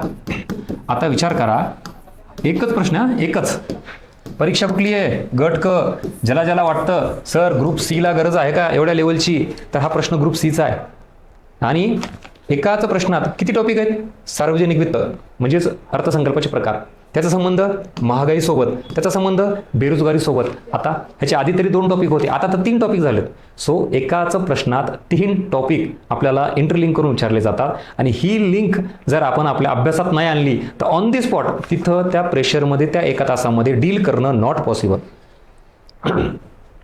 आणि हा प्रश्न ज्यांनी सोडवला मग तो कॉम्पिटिशन एवढ्या लेवलला ब्रेक करून पुढे जातो की आपण रिझल्टच्या फारच जवळ जातो. आणि ह्या सगळ्या गोष्टी विचार करा, अशा इंटरलिंकिंगच्या आधी अभ्यासात जर आधी कळाल्या तर बरोबर मी काय करतो, मग शिल्कीचा अंदाजपत्रकाचा आणि महागाईचा संबंध आधीच जोडतो, तुटीचा अर्थसंकल्प आणि बेरोजगारीचा संबंध आधीच जोडतो. आणि मग ह्याच्यासाठी आपण थोडं प्रिपेअर असलो तर बरोबर तिथं स्पीड वाढते, फास्टमध्ये उत्तर देऊन जातो. बाकीचे ह्याला डिले करणार नाहीत, किंवा केला तर वेळ जाईल, वेळ गेला ते उत्तर बरोबर येईल का नाही शाश्वती नाही आहे, अशा सगळ्या गोष्टी. आता काही जण इलिमिनेशन करून, लॉजिक लावून, ट्रिक्स करून उत्तर सोडत असतील तर तुम्हाला तुमचा सगळा हा प्रकार धन्य आहे आणि मुबारक तुम्हाला. पण आपण मात्र कन्सेप्टचा बेस सोडायचा नाही, कारण तिथं किती फिरवलं जाईल, काय केलं जाईल याची लिमिटच नाही. शेवटी ही परीक्षा आहे, 100% मॅच करणं शक्य नाही. तर मग काय करावं लागेल? कन्सेप्च्युअल क्लॅरिटी हे सोल्युशन आहे. तुम्ही बघा, मागच्या काही प्रश्नापासून मी काय सांगतोय, प्रत्येक गोष्टीत कन्सेप्ट क्लिअर असतील तर उत्तर कसं काढता येतं, आणि ते इथं मी दाखवतोय. म्हणून त्याला एक सोल्युशन आहे की कन्सेप्ट बेस असणे. आणि किती इंटरलिंकिंग आहे तुम्ही ठरवा. आता नेक्स्ट हा सुद्धा प्रश्न बघा, क्लिअर कट. काय आहे? GNP स्थूल राष्ट्रीय उत्पन्न, ग्रॉस नॅशनल प्रोडक्ट. निव्वळ राष्ट्रीय काय? NNP. म्हणजे ह्या दोघांची तुलना केली, GNP आणि नेहमी NNP. आता परत तोच मुद्दा आला का? आधी मी 2 टॉपिक एकत्र केले होते, आता एकाच टॉपिकच्या 2 कन्सेप्ट एकत्र केलेले आहेत. सो GNP काय माहिती आहे आपल्याला, NNP काय माहिती आहे, पण डिफरन्स बिटवीन GNP आणि NNP नीट माहिती असलं पाहिजे, किंवा दोघांचं पण एकत्रीकरण केल्यावर आपल्या दोघांची तुलना करता आली पाहिजे. मग GNP काय सांगतोय, NNP काय क्लिअर सांगतो, पण आता आयोगाने काय विचारलंय की कुठला हा कन्सेप्ट मोठा असतो आणि कुठला छोटा असतो, कमी आणि जास्त. म्हणजे व्हॅल्यू, समजा GNP ची व्हॅल्यू जर 100 असेल तर मग NNP ची व्हॅल्यू काय असते, 100 पेक्षा कमी असते का जास्त असते, असा प्रश्न आहे. बरं, नुसतं कमी काय जास्त नाही, या इकडं नेहमीच हा शब्द विचार करण्यासारखा आहे, मजाक नाही. ह्या लेवलला जर आयोग प्रश्न विचारत असेल तर आपला अभ्यास कुठे चेक करण्याची वेळ आहे. नेहमीच कमी असतो. आता अशा गोष्टी ठरवायच्यात, आणि आयोग या लेवलला जर जाऊन विचारत असेल तर आपण अजून कुठं बसलोय, फक्त GDP, GNP, NDP, NNP माहिती सर मला, नुसतं माहिती असून चालत नाही. आता पुढं सांग की GNP मोठा असतो का NNP मोठा असतो. बरं, हा प्रश्न विचारला GNP NNPचा, पुढे तयार आहेत का तुम्ही? मी जर तुम्हाला हाच प्रश्न रिप्लेस केला आणि मी असं विचारलं, GDP आणि NDP, आता सांगा ह्याच्यापैकी कोण मोठं असतं? आणि नेहमीच मोठा असतो का? बरं, ही झाली एवढी तुलना. अजून एक सांगू का आता? GDP आणि GNP, आता सांगा, आता ह्या दोघांपैकी कोण मोठं असतं आणि नेहमीच मोठा असतो का? ह्या प्रश्नांची उत्तर शोधली पाहिजे ना. पण परत राष्ट्रीय उत्पन्न या टॉपिकलाच आपण किती वेळ घेतो याचं उत्तर मिळालं का? बॅचवाले हजेरी लावा आवर्जून. मी तुम्हाला ज्यावेळेला टीचिंग करतो, आपली अर्थनीतीची बॅचसुद्धा बऱ्याच जणांना जड जाती झेपत नाही का? कारण आपण लिटरली जिथं तुम्ही आधी अपेक्षित केलं असेल की सर याला 2 लेक्चरमध्ये हे संपलं पाहिजे, नाही संपत, 3, 4, म्हणजे मी लेक्चरची संख्या बघून नाही ठरवत. ॲक्च्युली आयोगाला किती डेप्थ आहे त्याच्यानुसार ते सगळं एरिया घेतो आणि सगळं इंडिव्हिज्युअल घेऊन GDP, GNP, NDP त्याच्या पलीकडे जाऊन काय करतो आपण? ह्या सगळ्यांना मिक्स करतो. आठवते का? सगळं मिक्स करून सुद्धा तिथं तुम्हाला मी त्याचे वेगवेगळे सेंटेन्स तयार करून देत असतो. त्याचं कारण आहे हा आयोगाचा प्रश्न. मिळालं उत्तर? आता आपल्या पेपरमध्ये सुद्धा. म्हणून ज्यांनी बॅच जॉईन नाही केली त्यांनी डोंट वरी, तुम्हाला आपल्या टेस्ट सिरीजच्या माध्यमातून, प्रश्नांच्या माध्यमातून असेच इनपुट्स क्वालिटीचे मिळतील, जेणेकरून तुम्ही अभ्यास कसा केला पाहिजे याची दिशा तुम्हाला मिळेल. त्यामुळे अजिबात टेन्शन नका घेऊ. कोणी बॅच बघितली असेल नसेल किंवा मला आधी फॉलो केले नाही, डोंट वरी. पहिल्यांदाच जर टेस्ट सिरीज जॉईन केली असेल तर त्याला सुद्धा ही डायरेक्शन मी आवर्जून देणार. फक्त तुमचं काय काम आहे आता? ह्याच्यातून काय योग्य आहे ते घ्यायचं.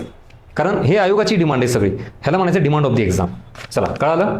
भरपूर गोष्टी आहेत अजून, दाखवतो आता पुढे. या इथं सुद्धा काय आहे, ज्याला वाटतं ना सर आपले प्रश्न फार कन्फ्युजिंग असतात, ये बाबा इकडं. हे काय कन्फ्युजन आहे मला सांग. विधान दिलं, स्थूल देशांतर्गत उत्पादनामध्ये नागरिकांनी देशाबाहेर कमवलेलं उत्पन्न समाविष्ट असते नसते. 99% परत 99% स्टेटमेंट सगळं कॉमन आहे, सेम आहे. फक्त शेवट काय केलाय? असते आणि नसते. ह्याच्या आधी पण काय बघितलं होतं आपण? इथं तरी हे बदललं, तिथं अक्षर बदललं होतं फक्त, समान आणि असमान, तेवढ्यावरून प्रश्न फिरतो. म्हणजे हा सगळा प्रकार एवढा कॉमन आहे की शेवटी असते नसते काय काही नाही कळायच्या पलीकडे. मग किती लेवलला कन्सेप्ट क्लिअर पाहिजेत आणि हे कन्फ्युजिंग नाही तर काय, एवढे सिमिलर वाक्य त्यात कसं ठरवणार? आणि पुन्हा काय होतं, ज्याचा अभ्यास आहे तो सुद्धा कन्फ्यूज होतो. कारण इथल्या इथं जर असते नसते म्हणलं तर काय करणार? परत सांगतो, इथं ऐकताना वाचताना छान वाटतं, नाही सर ह्याचं उत्तर हे, इथं नको सांगू मला. तू त्या एक्झाम हॉलमध्ये 1 तासाच्या प्रेशरमध्ये ह्या उत्तराला डील करताना काय उत्तर येईल ह्या अनुभव इथं घे आणि मग सांग. म्हणून आपली टेस्ट सिरीज सुद्धा तिथं तुम्ही 15 मिनिटं लावा नाही तर 20 मिनिटं लावा, पण वेळ लावूनच टेस्ट सोडवा तर त्याला अर्थ आहे. नाही तर आपला पेपर घेतला, निवांत 1 तास सॉल्व केला सर आणि सगळे उत्तर बरोबर आले, काहीच अर्थ नाही. म्हणून त्यात विशेषतः कंबाईनची लढाई कशी माहिती का? फक्त उत्तर बरोबर देणं नाही, लवकर उत्तर बरोबर देणं, ही खरी लढाई आहे. म्हणजे ज्यांनी उत्तर बरोबर दिलं तो पास होत नाही, पोस्ट मिळवत नाही. लवकर उत्तर ज्यानं दिलं ते बरोबर आहे. मी नेहमी उदाहरण देतो बघा, तो आपले KBCचं कोण बनेगा करोडपतीमध्ये, तो नाही का पहिला राऊंड असतो बघा, तो फास्टेस्ट फिंगर राऊंड वगैरे काहीतरी म्हणतात त्याला. त्याच्यामध्ये 7-8 कन्सेप्ट ते असतात, सगळे सदस्य बसलेले असतात आणि मग तिथं प्रश्न विचारतो, उत्तर देतात. मग त्यातला एक जण हॉट सीटवर येतो, मग एकच काय येतो? बरं, बाकीच्यांनी पण उत्तर बरोबर दिले असतात ना, लक्षात घ्या. आठवला का तो राऊंड फास्टवाला?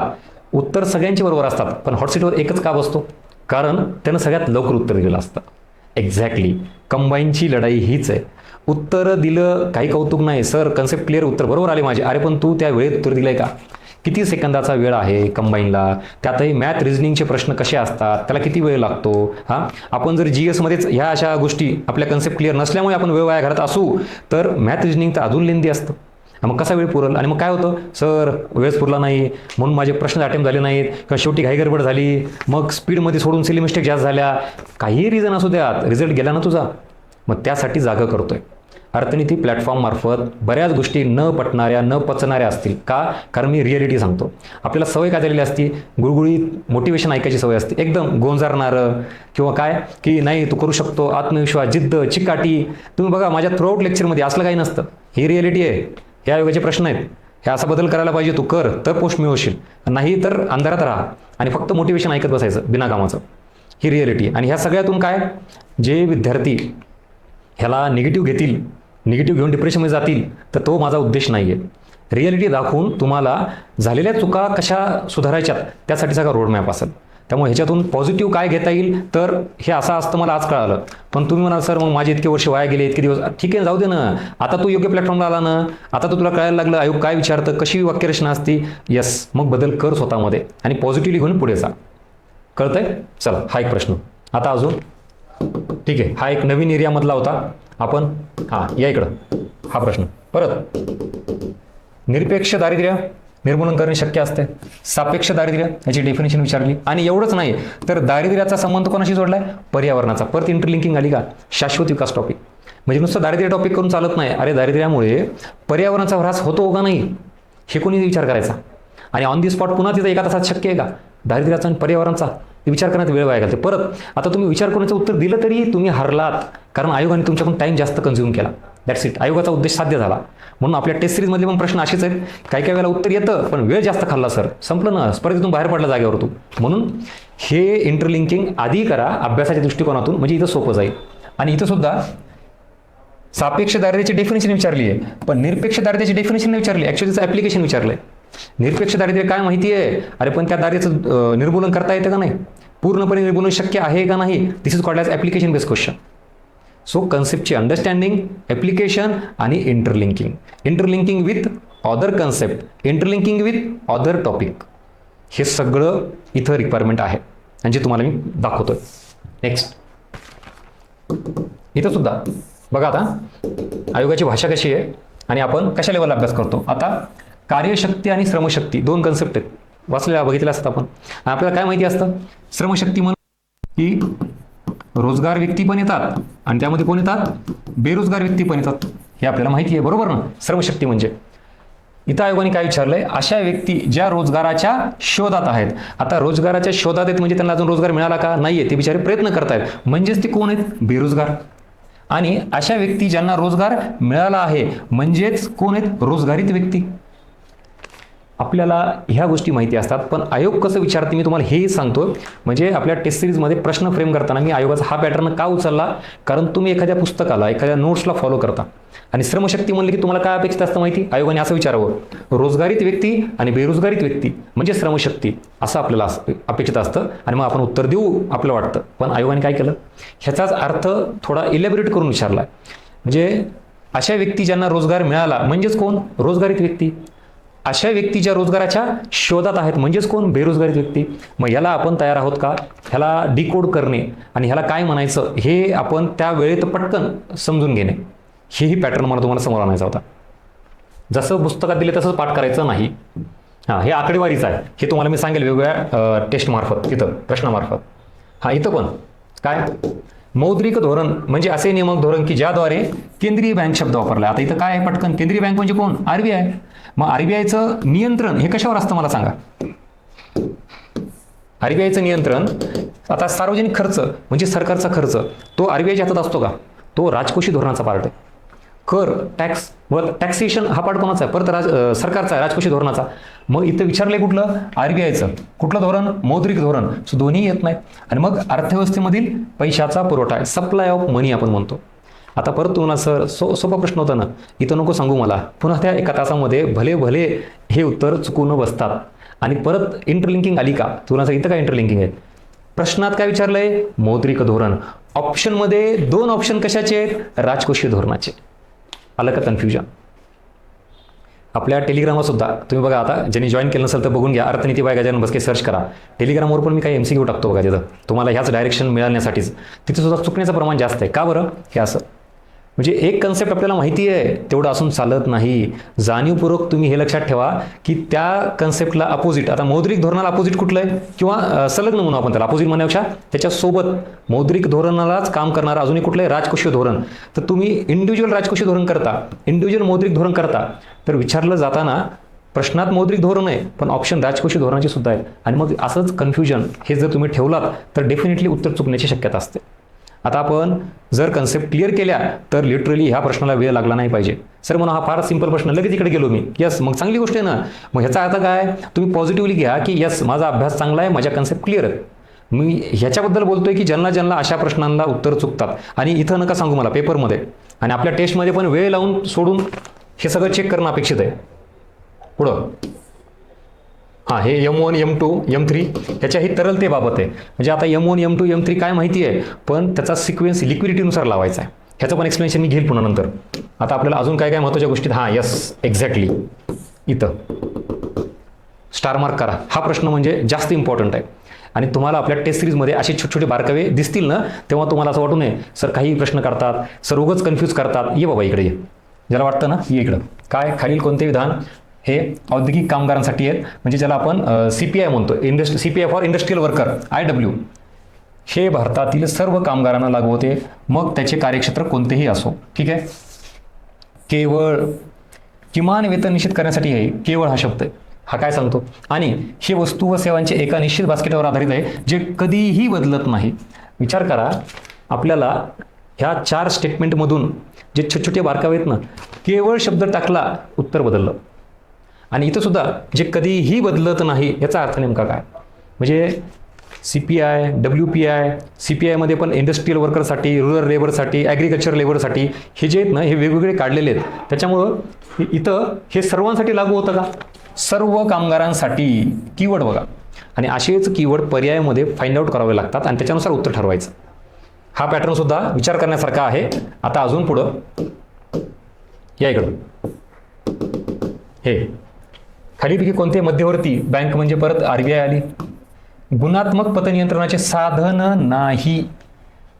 म्हणजे आता तुम्हाला हा सिंपल फॅक्ट आहे, पण विचारताना कसं विचारलंय बघा, सरळ सरळ विचारले का कुठलं साधन आहे. आता कुठलं साधन नाही म्हणजे तुम्हाला नीट समजून घ्यावं लागेल की इथं हे इंग्लिशमध्ये पण जर बघितलात ना, क्वालिटेटिव्ह गुणात्मक आणि क्वांटिटेटिव्ह अशा 2 गोष्टी आहेत, गुणात्मक आणि संख्यात्मक. आणि या सगळ्या गुणात्मक गोष्टी विचारल्या असं वाटतं आणि आपण पर्याय निवडतो, पण मुळात इथं काय विचारले? गुणात्मक नाही.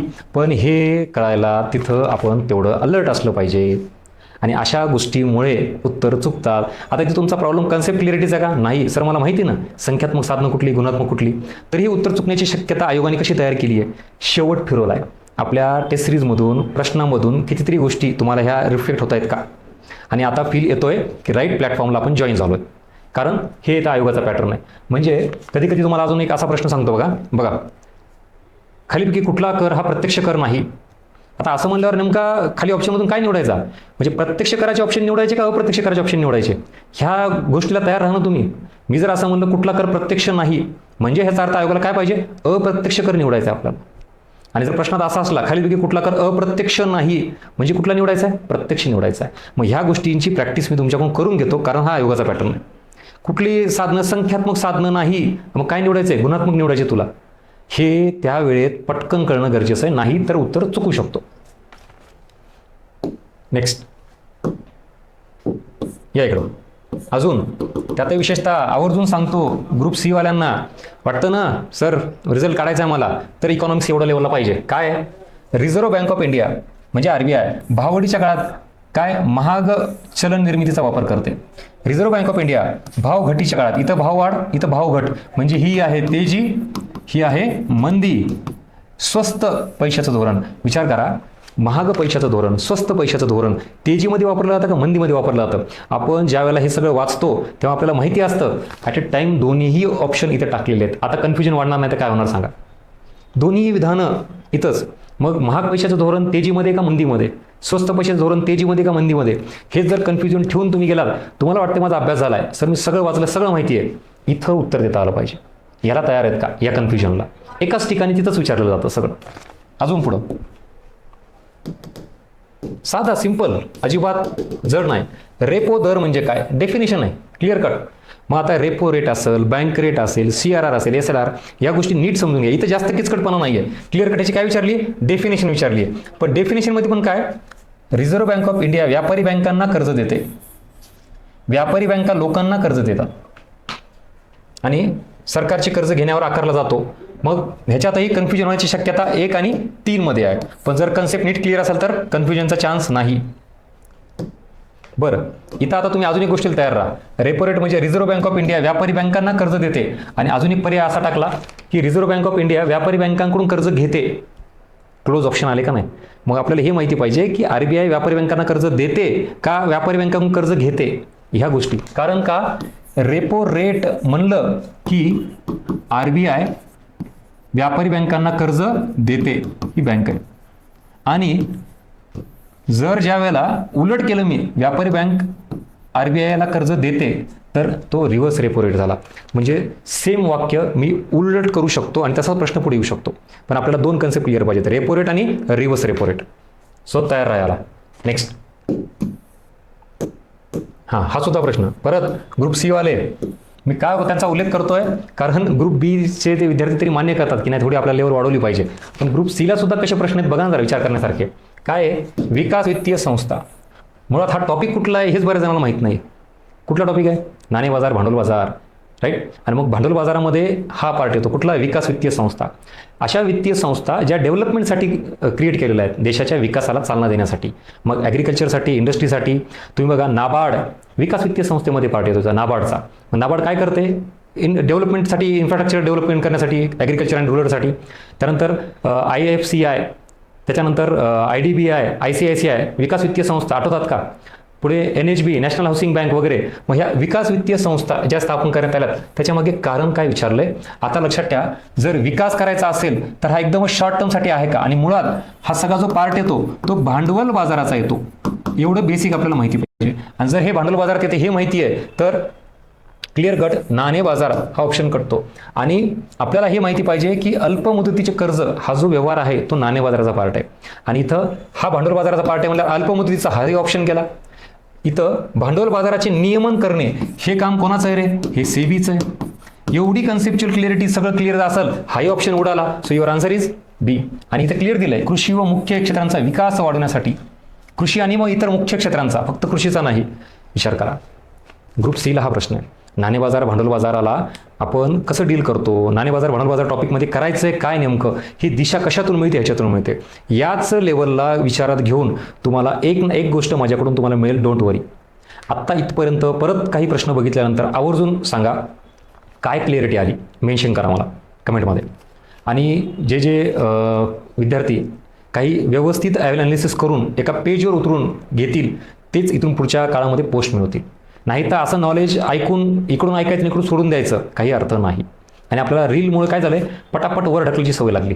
एवढं लेंदी निवांत कधी ॲनालिसिस केलं आयुष्यात? कधीच नाही. शांतपणे बसून वेळच नाही ना. कशामध्ये? रील बघण्यात, IPL, इतर काही इरिलेव्हंट गोष्टी, मूवीज, चालू टाईमपास निवांत. असं जर केलं तर नाही का पटकन मग आपल्याला कळलं अरे हां परीक्षेची डिमांड आहे. मग आपल्या अभ्यासाची पद्धत बदलल, मग लगेच पोस्ट नाही का मिळणार? आपल्याला सवय ना 4-5 वर्ष निवांत घालायचे, मग अक्कल येते आणि मग पुन्हा सुधारायला आपण प्रयत्न करतो. तोपर्यंत वेळ निघून गेलेली असते. पटतंय का? विचार करा. एवढे प्रश्न आपण डिस्कस केल्यानंतर किती गोष्टी तुमच्या समोर येत आहेत. आवर्जून मला खरंच रिपोर्ट करून पाठवा. एक ब्लँक पेज घ्या आणि त्याच्यावर लिहा की ॲक्च्युअल सर असं होतं, हे आत्ता मला कळालं आणि आधी आपण अभ्यासात काय चुका करत होतो आणि आत्ता POQ मला काय लक्षात आलं. या सगळ्या गोष्टी आवर्जून लिहा आणि तुमचे फीडबॅक मेन्शन करा. आणि परत सांगतो, जास्तीत जास्त आपल्या फ्रेंड सर्कलमध्ये या इनिशिएटिव्हबद्दल सांगा. म्हणजे चांगल्या गोष्टी बऱ्याच लपून राहतात आणि ज्या इरिलेव्हंट गोष्टी आहेत नाही का, एखादी रील बिनाकामाची, एखादा जोक पटकन फॉरवर्ड करतो आपण, पण ह्या गोष्टी नाही करत. त्यामुळे आजूबाजूचं जे सर्कल आहे त्याला सांगा फक्त, त्याला काय फोर्स नका करू. आपल्याला जिथं जिथं चांगल्या गोष्टी तिथं सांगण्याचं काम करायचं एवढं सांगा. त्याला फोर्स करून आणलंच पाहिजे. आपल्याला काही घेणं नाही आहे. बाकी जास्तीचे निर्णय त्याच्यापाशी राहतील. या सगळ्या प्रश्नांचा आत्तापर्यंतचा एरिया बघितल्यानंतर आता पुढे अजून 1-2 फक्त मोजके प्रश्न घेऊयात आणि मग फायनल कन्क्लुजन तुम्हाला सांगतो. इथं सुद्धा ग्रुप सीचा प्रश्न हा लिटरली विचार करा. आपण ज्या वेळेला आर्थिक वाढ, आर्थिक विकास, मानव विकास, शाश्वत विकास बॅचमध्ये हे सेपरेट टॉपिक म्हणून घेतो, कन्सेप्ट म्हणून घेत नाही. आर्थिक वाढ म्हणजे काय? आर्थिक विकास म्हणजे काय? मानव विकास, शाश्वत विकास, सर्वसमावेशक विकास आठवते का? हे का घेतलं त्याचं उत्तर आहे. त्यातही विशेषतः group C not a joke. विचार करा काय? साक्षरता, शिक्षण हा प्रामुख्याने कोणत्या प्रकारच्या विकासाचा निर्देशांक आहे? बरं, 2 मिनिटासाठी हे ऑप्शन एलिमिनेट झाले, हरकत नाही आहे. पण इकडे या, हे सुद्धा त्याचं उत्तर येतं. आणि मग आपल्याला जर आर्थिक वाढ, आर्थिक विकासामध्ये फरक माहीत नाही, आर्थिक विकास, मानव विकासात फरक माहीत नाही, शाश्वत विकास नेमका वेगळा काय माहीत नाही, तर कंबाईनची तयारी करतोय का आपण? परीक्षेची डिमांड काय आहे? तर exactly difference between concept economic growth, economic development, human development आणि शिक्षण हा घटक तुम्हाला आर्थिक विकासाशी येतो का? तर येतो, पण त्यातही प्रामुख्याने म्हणलात तर मानव विकास ह्याचं उत्तर आहे. परत तुम्ही म्हणा सर ह्याचं माहिती आहे उत्तर आम्हाला हेच आहे. हां पेपरमध्ये दिलं का तो उत्तर आहे. आणि आता असाच प्रश्न पुढे आला तर मी इथंच जर तुम्हाला अजून एखादा कीवर्ड टाकला तर तुम्ही त्याचं उत्तर निवडाल का? आणि ऑप्शनमध्ये भलेही आयोगाने हे जरा थोडे आउटसाइडचे टाकलेत, मी जर ह्याच्यात शाश्वत विकास टाकला तर, सर्वसमावेशक विकास टाकला तर, असे 4 ऑप्शन टाकलेत, आता काय करणार तुम्ही? किती विचार करण्यासारखी गोष्ट आहे. कन्सेप्टची डिमांड ही असेल तर ठरवा तुम्ही काय करायचे. आणि अजून परत सांगतो, निगेटिव्ह डिप्रेशनमध्ये न जाता किमान आज तरी आपल्याला जाग आली हे मान्य करा आणि सुधारा. बघा, ठीक आहे, यस, इथंपर्यंत झाले हे कन्सेप्टचे प्रश्न. अजून एक खजाना तुमच्यासाठी, फक्त पुढे बघत चला. Arthniti by Gajanan Baske, the institute of economics, हे नाव जे आहे ना, हे कम्प्लिटली आयोगाला काय म्हणतो त्याला धरून, exam oriented, to the point, highest input output ratio, हे सगळे कीवर्ड उगच नाही आहेत. आता इथपर्यंत जे बघितलं ते कन्सेप्टची डिमांड काय ती कळाली. आता फॅक्टची डिमांड बघा, हे अजून भयानक वास्तव आहे. 19 जुलै 1969 किती बँकांचं राष्ट्रीयकरण झालं? ठीक आहे, 14. हा साधा सिंपल प्रश्न होता. पण ह्याच्यात मला तुम्हाला काय द्यायचं आहे? असे सुद्धा प्रश्न आहेत. असं नाही की आता फक्त सगळं जडच. आधीच्या प्रश्नाला जर घाबरून तुम्ही जात असाल तर लक्षात घ्या, आधीचे प्रश्न जे आत्ता सांगितले ते ॲक्च्युली परीक्षेची खरी डेप्थ आहे आणि कॉम्पिटिशन तिथे ठरतं. ह्याला कॉम्पिटिशन नका म्हणू. जर तुमचा हा प्रश्न येत नसेल तर तू ॲक्च्युली कॉम्पिटिशनमध्येच नाही भाऊ तू. जर हा प्रश्न चुकत असेल तर. इथं असे प्रश्न पण साधे आहेत जिथं तुम्ही अजिबात वेळ लावता कामा नाही. मला हे सांगायचं आहे, आपल्या टेस्ट सिरीजमधून तुम्ही काही प्रश्न बघा, direct straight forward one liner आहेत. याचा अर्थ तुमचा सिंपल फॅक्ट मला चेक करायचा आहे. हा एक माझा हेतू झाला की तुम्हाला हा एवढा बेसिक फॅक्ट माहिती आहे का? आणि जर माहीत नसेल तर मग अवघडच आहे. आणि जर माहिती असेल तर लक्षात घ्या, ह्या प्रश्नाला तुम्ही परत खेळत बसणं चालणार नाही मला, की 1969ला 8 बँकांचं झालं का 12 बँकांचं झालं का 19 का 14, ह्याच्या जर वेळ घातला संपलं. ह्याचा अर्थ तुम्ही उत्तर तर देताय पण विचार करून उत्तर देताय. विचार करून म्हणजे वेळ लावून उत्तर देताय, तर ते नको आहे. ह्या प्रश्नाला तुम्ही 35 सेकंद दिले पाहिजे की 10 सेकंद 12 सेकंदात सॉल्व्ह केलं पाहिजे? मला उत्तर द्या. चला, ह्या प्रश्नाला किती सेकंद दिले पाहिजे? आणि मग जर एवढ्या सेकंदात तुम्ही याचं उत्तर दिलात तर उरलेले जे सेकंद आहेत तुमचे, हे कशाला देऊ शकता तुम्ही? अवघड प्रश्नाला, जिथं की विचार करावा लागतो, कन्सेप्च्युअल बेस असतो, 4 स्टेटमेंट आहेत, विचार करावा लागतो, हा तिथं वेळ घ्या. पण आपला प्रॉब्लेम काय? याही प्रश्नाला वेळ घ्यायचा, त्या प्रश्नाला दुप्पट वेळ घ्यायचा, आणि असं करत करत मग शेवटी जातो, अरे 5-10 मिनिटच राहिले. आणि काय होतं, भरपूर प्रश्न सोडवायचे राहतात. मॅथ रिजनिंगमध्ये पुन्हा अजून वेळ जातो. झालं, जे गोंधळ व्हायचा ते झाला, वेळ पुरला नाही, पळापळ झाली, उत्तर चुकले, रिझल्ट गेला, वर्ष गेले. मग परत ह्या टेस्ट सिरीजमधून अजून एक काय पॉईंट घ्यायचा की ह्या प्रश्नाला बरोबर तर आणायचंच आहे, पण फार कमी सेकंद घेऊन ह्याला बरोबर आणायचं आहे, आणि याचा उरलेला वेळ जो आहे तो इतर प्रश्नांना वापरायचा. Got it? चलो नेक्स्ट. त्यामुळे एक ना एक गोष्ट आयोगाची फार बारकाईने अभ्यास केलेला आहे. घ्या इकडं जोड्या लावामध्ये बँकांचं नियंत्रण. आता हा सुद्धा प्रश्न आत्ताच आहे, रिसेंट. म्हणजे मी असे घेतले नाहीत की फार प्राचीन काळातले प्रश्न कुठले तरी 1870 उठवून आणलेले, रिसेंट झालेले पेपर तुम्हाला सांगतोय. ह्याच्यामधून काय शिकण्यासारखं आहे? बँकिंग नियंत्रण कायदा, बँकिंग रेग्युलेशन ऍक्ट, बँकांचं राष्ट्रीयकरण. हां, इथं वर्ष नाही विचारलेत, लक्षात घ्या. म्हणजे आता आयोगाने दुसरा अँगल ओपन केला. आता अख्ख्या महाराष्ट्राला माहिती बँकांचं राष्ट्रीयकरण कधी झालं? 1969, 1980. किती बँकांचं झालं? 14, 6, 50 कोटी ठेवी, 200 कोटी. पाठ झालं, ते नको सांगू. आता सांग मला की बँकांचं राष्ट्रीयकरण करण्यामागे नेमकं काय? म्हणजे मध्यवर्ती बँकांचं नियमन करायचं होतं का सामाजिक उद्देश करायचा होता? बरं, परत बँकिंग नियंत्रण कायदा, बँकिंग रेग्युलेशन ॲक्ट कधी झाला हे नको सांगू मला. म्हणजे बऱ्याच जणांना तेही नसलं माहीत. सांगा, याचं उत्तर सांगा बरं मला. म्हणजे वर्ष ॲक्च्युली आयोगानं नाही विचारलं, पण मी विचारतोय तुम्हाला. हा क्लिअर कट इथे इंग्लिशमध्ये हा घेतलं ना, बँकिंग रेग्युलेशन ॲक्ट कधीच आहे, मेन्शन करा. आणि परत तोच मुद्दा आहे तो, जर आपल्याला हे वर्ष माहीत नसेल तर विचार करा. बेसिकमध्येच प्रॉब्लेम, आपल्याला साधेच प्रश्न येत नाहीत. कारण आता त्याचं वर्ष माहिती पाहिजे, तो कधी केला. आणि देन आफ्टर आता इथं काय विचारलं आहे की परत मध्यवर्ती बँकेचा नियमनाचा अधिकार आहे तो याच्याबद्दल. आणि बँकांचं राष्ट्रीयकरण का बरं? सामाजिक उद्देश. का? कारण बँकांचं राष्ट्रीयकरण झालं याचा अर्थ खाजगी बँका सरकारने ताब्यात घेतल्यात, ह्याला तर नॅशनलायझेशन म्हणायचं. आणि मग सरकारी ते ताब्यात का घेतल्यात? कारण खाजगी बँकेचा मेन उद्देश प्रॉफिट कमवणे. आणि ॲक्च्युली सरकारला डेव्हलपमेंट करायची होती, ग्रामीण भागात पण ब्रँच ओपन करायच्या होत्या, आणि छोट्या व्यक्तींना, शेतकऱ्यांना, छोट्या व्यावसायिकांना पण कर्ज द्यायचं होतं, जे खाजगी बँका देत नव्हत्या. सरकारने घेतलं ताब्यात. आणि मग ह्या सगळ्या गोष्टी मागचा सरकारचा उद्देश काय? तो सामाजिक उद्देश. इंग्लिशमध्ये जर बघितलं तर अजून सोपं जाईल, सोशियल पर्पज. मिळालं का उत्तर? मी आत्ता एवढं जे एक्सप्लेनेशन दिलं त्याच्या आधारावर लगेच क्लिक झालं का? यस. मग त्या राष्ट्रीयकृत बँका काय करायच्या? राष्ट्रीयकृत बँका मग ग्रामीण भागात पण ब्रँच ओपन करायच्या, इतरांना पण कर्ज द्यायचे, छोटे शेतकरी, छोटे व्यावसायिक. मग तो सोशल पर्पज झाला ना. एक्झॅक्टली. मग एरिया बघा काय. मग आता मी तुम्हाला या टेस्ट सिरीजमधून फॅक्च्युअल डेटा तर क्लिअर करणार आहे, पण त्या फॅक्ट्स मागचा पर्पज, उद्देश, हेतू, उद्दिष्ट या एरियावर पण घेऊन जाणार आहे. म्हणून टेस्ट सिरीज मार्फत तुमची एवढी इम्प्रूव्हमेंट होईल, मॅक्झिमम लेवलला मी तुम्हाला इनपुट द्यायचा प्रयत्न करतो. तुम्ही फक्त याच्यातून निगेटिव्ह घेऊन डिप्रेशनमध्ये जाण्यापेक्षा माझं म्हणणं आहे की तुम्ही राईट ठिकाणी आलात, खजाना ओपन झाला तुमच्यासाठी, याचा फायदा घ्या. जास्तीत जास्त जेवढा काय फायदा घेता येईल तेवढा घ्या. आणि जर काही डाऊट असेल तर बिंदास कॉल करा, बोला. पुण्यात असाल तर ऑफिसला येऊन भेटा. पण हे सगळं सांगतोय, मला नाही वाटत तुम्ही ह्याच्या आधी कधी बघितलं असेल. जे तुम्हाला मिळतं तर तुम्हाला सुदैवाने तुम्ही स्वतः काय म्हणतात त्याला नशिबवान समजा की ह्या गोष्टी लवकर योग्य वेळेत भेटल्यात. काही काही जणांचे 5-5, 6-6, 8-8 वर्ष गेलेत तरी ह्या गोष्टी कळाल्या नाहीत. आणि अभ्यासात सुधारणा कशा होतील? नेमकी डिमांड ऑफ द एक्झामच नाही कळाली, काय अभ्यास करणार आहेत तुम्ही? आणि मग तेच चाललंय ना, ट्रॅडिशनल वेनी सगळं. ठीक आहे. सो हा एक अँगल मला तुम्हाला सांगा वाटला, मी तर सांगितला, जो टेस्ट सिरीजमध्ये दिसेल. हां, हे संख्यात्मक, गुणात्मक ऑलरेडी भरपूर झालं आहे. हेच इथं आता संख्यात्मक साधनं. इथं सुद्धा आरबीआयच्या कोणत्या कायद्यानुसार शेड्यूल बँक आणि नॉन शेड्यूल बँक असे वर्गीकरण केलेलं आहे. आता इथं ठीक आहे, आरबीआयचा 30 समजा आपल्याला माहिती, हा नाही माहिती आहे. पण इथं सुद्धा बघा ना, आत्ताच काय विचारलंय, बँकिंग नियमन कायदा. आलं का वर्ष? तुम्हाला हेच वर्ष टाका म्हणतो तुम्ही. कधी झालं? 1949. आणि आरबीआयचा कायदा कधीचा आहे? 34चा आहे. म्हणजे आरबीआय संदर्भातील हे. आणि पर्याय पण बघा, इथं काय पर्याय होता? हे इथं मध्यवर्ती बँक म्हणजे आरबीआयचे नियमनाचे अधिकार, बँकिंग नियंत्रण कायदा, बँकिंग नियमन कायदा एकच आहे. बँकिंग रेग्युलेशन ऍक्ट, नियंत्रण असेल, नियमन असेल तोच कायदा आहे. आणि ह्याच्यात म्हणजे पुन्हा क्लोज किती आहेत, म्हणजे फॅक्ट्सही माहिती पाहिजे, त्या फॅक्ट्सच्या मागचं बॅकग्राऊंड आहे, तो का केला, काय आहे. आणि शेड्यूल, नॉन शेड्यूल बँक ह्याचं जे वर्गीकरण आहे ते कुठल्या कायद्याने केलेलं आहे? आता आपण आरबीआयचे फॅक्ट्सचं करतोच आहे, फॅक्ट्सच्या पलीकडे जाऊन काय रिक्वायरमेंट आहे ते ही. आणि अजून हा प्रश्न ग्रुप सीचा किती काय घ्यायचे आहे ते बघा, तुम्ही ठरवा. आता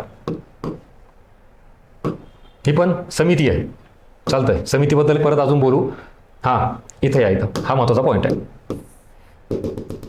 परत रिसेंट प्रश्न अजिबात दूरचा नाही आहे. माझा अट्ठास हा असा असतो की तुम्ही परफेक्शनवर काम केलं पाहिजे. आता काही असे फॅक्ट आहेत, जसं की उदाहरणार्थ मी जर विचारलं तुम्हाला, आरबीआयची स्थापना सांगा बरं. आरबीआयची स्थापना वर्ष पटकन. बरं, त्याच्यानंतर सेबीची स्थापना पटकन वर्ष कमेंटमध्ये मेन्शन करायचे. आणि जर ह्याचे वर्ष आपण सांगू शकत नसेल तर ह्या मोठ्या मेन संस्था आहेत आणि ह्याची मी फक्त वर्ष विचारलेत, ह्याच्यासाठी तुम्ही म्हणा सर पर्याय द्या ना. इथंच मला नको आहे तुमचा हा जो पार्ट आहे तुमचा, हा कॅज्युअलनेस मला नको आहे. मग आपण रिझल्ट जर काढायचा असेल तर अशा महत्त्वाच्या मोठ्या मोठ्या ज्या काही गोष्टी आहेत किंवा त्यांचे तरी वर्ष तोंडपाठ पाहिजे. त्याला कशाला पर्याय लागतील तुम्हाला? पटापट उत्तर यायला पाहिजेत. आणि मग जो वेळ लागतो ना तो ह्याच्यामुळं सगळ्याच गोष्टी आपल्याला अर्धवट माहिती आहेत, सगळ्याच गोष्टीमध्ये पर्याय लागतात, सगळीकडेच कन्फ्युजन आहे, कसा रिझल्ट येईल. म्हणून माझा अट्टास हा आहे, काहीतरी मेजर गोष्टी असतील ना त्यासाठी पर्यायाची गरज नाही. जसा तुम्हाला आता सांगितलं मी नाबार्डचं वर्ष पटकन सांगा बरं. म्हणजे आयोगाने तिथं पण काय कॉम्पिटिशन ठेवलं सांगतो तुम्हाला. आता तुम्हाला सर पटकन मी सांगितलं लगेच. चला 1982. खुश? माहिती सर मला उत्तर. ये इकडं बाबा. नाबार्डची स्थापना विचारली 1982. आता बोल. विचार करा, आयोगाने पुरेपूर काळजी घेतली आहे की मी सहजासहजी मार्कच देणार नाही. ठीक आहे ना, हे ऑप्शन एलिमिनेट झाला, हा ऑप्शन एलिमिनेट झाला. अरे पण तुम्ही घाई गडबडीमध्ये 82 बघून चुकून जर उत्तर ह्याला टिक केलं तर फर्स्ट आन्सर की आल्यानंतर जाग येईल का नाही? चुकून झालं की ऑक्टोबर निवडलं, ॲक्च्युली 12 जुलै. परत मी सांगतो, इथं नका सांगू मला. तुम्हाला सर नाही आमचं चुकणार नाही. अरे तिथं त्या एका तासात त्या प्रेशरमध्ये सांगतोय बाबा 82 म्हणलं ना, होणार, सिली मिस्टेक असेल, काही असेल. म्हणजे तुम्हाला माहिती असून सुद्धा उत्तर चुकण्याची आयोगाने पुरेपूर फिल्डिंग लावलेली आहे. एक्झॅक्टली या सगळ्या गोष्टींचा पॅटर्न विचार करा. किती मायक्रो लेवलला जाऊन मी अभ्यास करून आपल्या टेस्ट सिरीजमध्ये टाकण्याचा प्रयत्न केला. म्हणून आपल्या टेस्ट सिरीजला जर तुम्ही बेस मानला आणि त्याच्यानुसार अभ्यासात बदल केले तर तुम्ही आयोगाच्या जवळ जात आहे. आणि त्याची सुद्धा मी पुरेपूर काळजी घेतली. म्हणून तुम्ही बघा आपल्या प्रश्नामध्ये पण असे ट्रॅप आहेत आणि मी अशी फिल्डिंग लावली आहे. एक तर तुम्हाला कन्सेप्ट क्लिअर पाहिजे, नुसती कसं असून चालत नाही, त्याचं ॲप्लिकेशन जमलं पाहिजे, इंटरलिंकिंग जमली पाहिजे. फॅक्ट्स नुसते पाठ असून चालत नाहीत, तर परफेक्ट पाठ पाहिजेत. ही माझी रिक्वायरमेंट आहे. आपल्या टेस्ट सिरीजमधून तुम्हाला मी तुमच्याकडून अपेक्षित करतो. का? कारण आयोगाला ते गरजेचं आहे. अजून एक पर्याय. हे एवढं झालं, थांबा. आता तुम्ही म्हणाल सर ह्याच्यात अजून काय राहिलं? आता कळलं ना मला कन्फ्युजन. थांब बाबा, ज्याचा अजून वर अर्धा कच्चा अभ्यास आहे त्याला हे पण माहिती असतं की अरे हे पण वर्ष मी वाचलेलं कुठंतरी. Yes or no? मला आवर्जून सांगा, हा ऑप्शन कुठल्या संस्थेबद्दलचा? इथं नाबार्ड संस्था विचारली आहे, त्याच्यात पण तुम्हाला आयोगानं कन्फ्यूज केलं आहे. एवढ्यापुरतं नाही, हा पर्यायसुद्धा आयोगानं टाकला. त्याच्या मागे विचार करा की आपण SBI, RBI, सेबी किंवा अजून इतर कुठल्या संस्था असतील त्याचेसुद्धा वर्ष वाचलेले असतात, पाठ केलेले असतात. आणि मग इथं काय होतं, अरे हां 1 एप्रिल 1935 ऐकले काहीतरी, वाचले. मग काही जण हे सुद्धा निवडायला बसलेत घाई गडबडीमध्ये, प्रेशरमध्ये, लक्षात येत नाही. कारण हे वर्ष फॅमिलियर आहे आपल्यासाठी. सांगा मला कमेंट बॉक्समध्ये.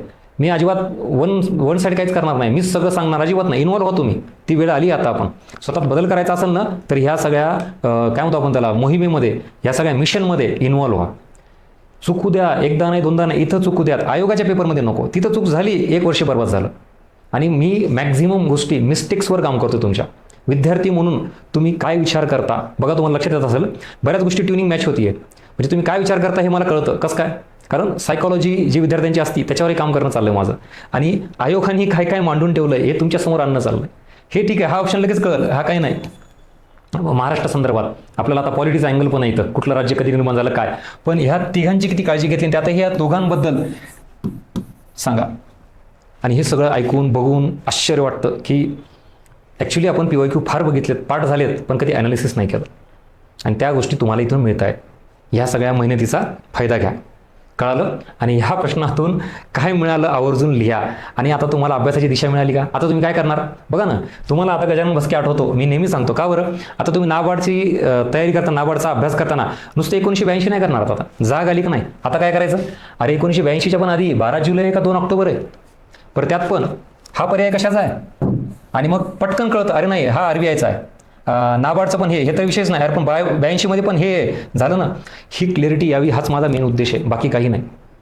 आणि मग अभ्यास करताना एवढं परफेक्शन आणलं, कसा स्कोर येत नाही बघा तुम्ही. कारण कन्फ्यूज सगळं. ज्याला वाटतं ना सर आपले प्रश्न फार कन्फ्युजिंग असतात, मग हे आयोगाचे प्रश्न हे कसे आहेत? मग फार क्लिअरिटी आहे का? 4ही प्रश्न ऑप्शन असे टोकाचे आहेत का की लगेच तू निवडू शकतो? पुरेपूर फिल्डिंग लावली आहे. तुमचा अभ्यास असूनही तिथं कन्फ्यूज करणारच. आणि मग इथं ज्याचं परफेक्शन असेल तो पोस्ट घेऊन बाहेर जाणार. आणि ज्यांनी असा नीट अभ्यास नाही केला, अर्धवट अभ्यास केलाय, वारंवार 4 वर्ष 5 वर्ष चालू द्या तुमचा कार्यक्रम पुढं. ठीक आहे, चला या इकडं. अजून पुरेपूर काळजी घेतलेली आहे. हां, मानवी गरिबी निर्देशांक, ह्युमन पॉवर्टी इंडेक्स आणि multi dimension poverty index. Sir सगळं माहिती मला, दोन्ही एकत्र करून विचारल्यावर सांगता येईल का? आणि MPI HPI बरं ह्याचं सोडून द्या, हा पर्याय नाही आहे, हा पर्याय नाही, मान्य आहे. परत 2 पर्यायामध्ये आयोगाने कशी काळजी घेतली आहे?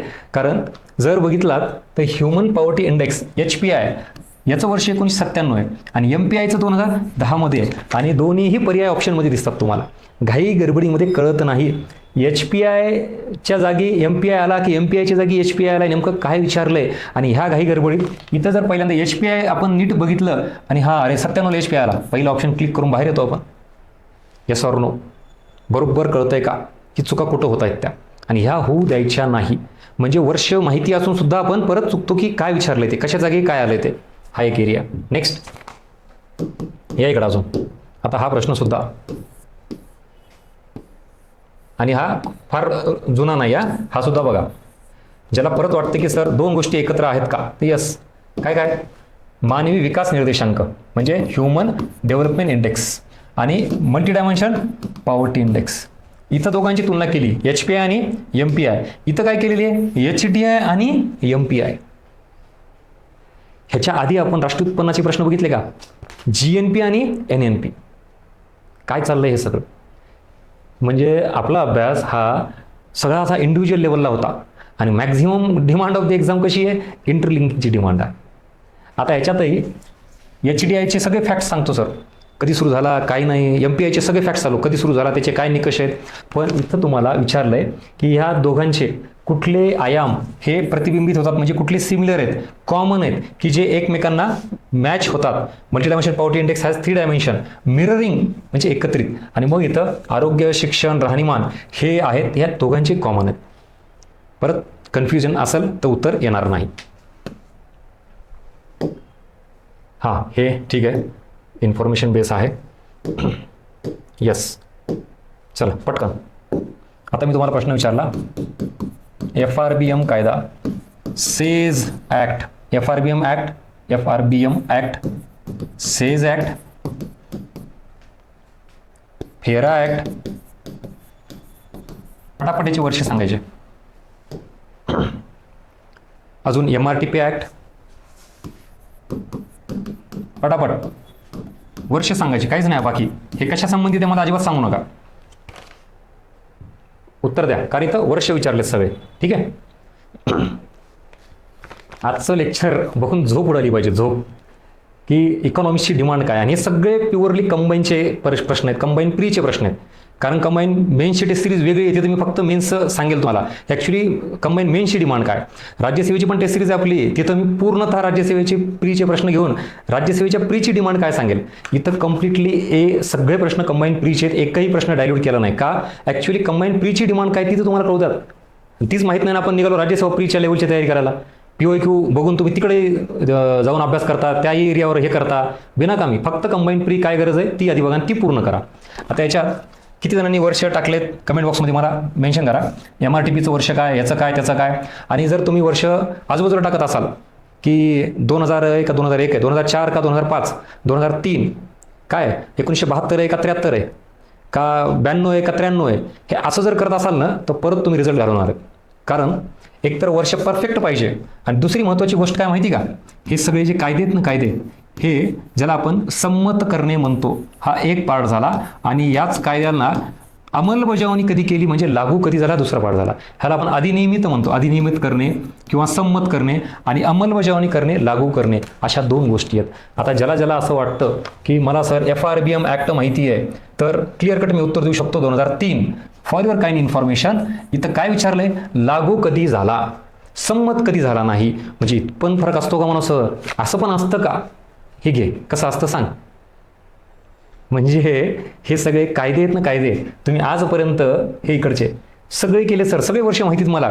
पण मी आता नेक्स्ट पॅटर्न ओपन केला. तुम्हाला काय माहिती पाहिजे, नुसतेचे वर्ष माहीत नाही, तर तो कधी संमत केला, कधी लागू केला. का बरं, डिमांड ऑफ द एक्झाम तीच आहे. कारण क्लिअर कट आयोगाचा काय, लागू कधी करण्यात आला म्हणल्यावर तुम्ही संमतीचं वर्ष नाही लिहू शकत. कुठलाही कायदा परीक्षेत जे विचारलंय त्याचं उत्तर द्यायचं, आपल्याला जे माहिती ते उत्तर द्यायचं नाही. म्हणजे मी नेहमी तुम्हाला बघा आपल्या बॅचमध्ये असे क्रॉस उत्तर देत असतो, मी चेक करत असतो तुम्हाला ऑप्शन देऊन. मग हे आयोगाने काय केलेलं आहे, आणि तुम्ही परीक्षेमध्ये प्रश्नाची नेमकी डिमांड समजून घेत नाही. तुम्हाला जे पाठ आहे ते चिपकून टाकता तुम्ही. तुम्हाला FRBM म्हणलं की तुमच्या डोक्यात काहीतरी जे वर्ष असतं निवडून टाकता. पण संमत असेल वर्ष ऑप्शन बदलला, लागू असेल तर परत ऑप्शन बदलला, आणि परत एक्झाम. बघा ना, म्हणजे काय करायचं आहे काय नाही तुम्हीच ठरवा. हा या इकडं, हा पॅटर्न, हा फसवायचा नाही तर काय. खालीपैकी कोणता कर भारतीय अर्थव्यवस्थेत अप्रत्यक्ष कर नाही. म्हणजेच आता प्रत्यक्ष कर कुठला विचारलाय, तर मग ह्याच्यामध्ये मला सांगा, हा अप्रत्यक्ष कर आहे, हा अप्रत्यक्ष कर आहे. आणि मग क्लिअर कट कॉर्पोरेशन टॅक्स हा काय, प्रत्यक्ष कर आहे. पण आपण घाई गडबडीत अप्रत्यक्ष कर वाचलं आणि इथं उत्तर जर दिलं तर संपलं. मग बी केअरफुल. नेक्स्ट अजून साधा सिंपल प्रश्न. जर आपल्याला आर्टिकल माहीत नसेल तर बघा 112, 113, 116 ऑप्शन बघा. सरळ सरळ साधा प्रश्न आहे, अजिबात अवघड नाही आहे, पण पर्याय अवघड करून टाकले. नेक्स्ट, येस, हा एक प्रश्न एकदम विचार करण्यासारखा. भांडवली अर्थसंकल्प, आता आपण ऑलरेडी घेतलेला आहे. ठीक आहे, हे पण नंतर. येस, हे मला वाटतं काही रिपीट झालं आहे. ओके, इथं पण एक काळजी अशी घ्यायची, केळकर समिती माहिती आहे कशाशी संबंधित आहे, पण ॲक्च्युली प्रत्यक्ष आणि अप्रत्यक्ष करा संबंधित आहे. पण इथं आयोगाने काय केलं बघा, अप्रत्यक्ष करविषयक सुधारणा समिती. पण हे काही चुकीचं नाही आहे, केवळ अप्रत्यक्ष संबंधित असं तर मग चुकीचं झालं असतं. त्यामुळे हा एक पॅटर्न मी टाकायचा प्रयत्न केलेला आहे. नेक्स्ट, समिती डायरेक्टली. ठीक आहे, इथं पण हा पण एकदम साधा बेसिक आहे. जिथे तर ट्रॅप आहे, जिथं तुम्हाला सांगायची गरज, हा झालेला ऑलरेडी. समिती कुठल्या आहेत दारिद्र्याच्या, हा पण साधा सिंपल प्रश्न. तेंडुलकर, रंगराजन. बघा ह्याच्यामध्ये आकडेवारी विचारली आहे का, नाही. वर्ष विचारलंय का, नाही. दारिद्र्य रेषा, दारिद्र्याचं प्रमाण विचारलंय का, नाही. सिंपल साधा प्रश्न आहे. इथं तुम्हाला क्लिअर कट दारिद्र्य रेषेच्या व्याख्या, स्पष्टीकरण, दारिद्र्य संबंधितल्या समित्या, ह्याही प्रश्नाला तयार राहा.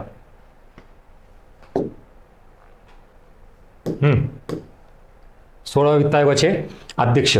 बऱ्याच वेळा सचिव विचारलेले आहेत, सदस्य विचारलेले आहेत, म्हणून इथं जे विचारलं ना रे, find out the important keyword in the question.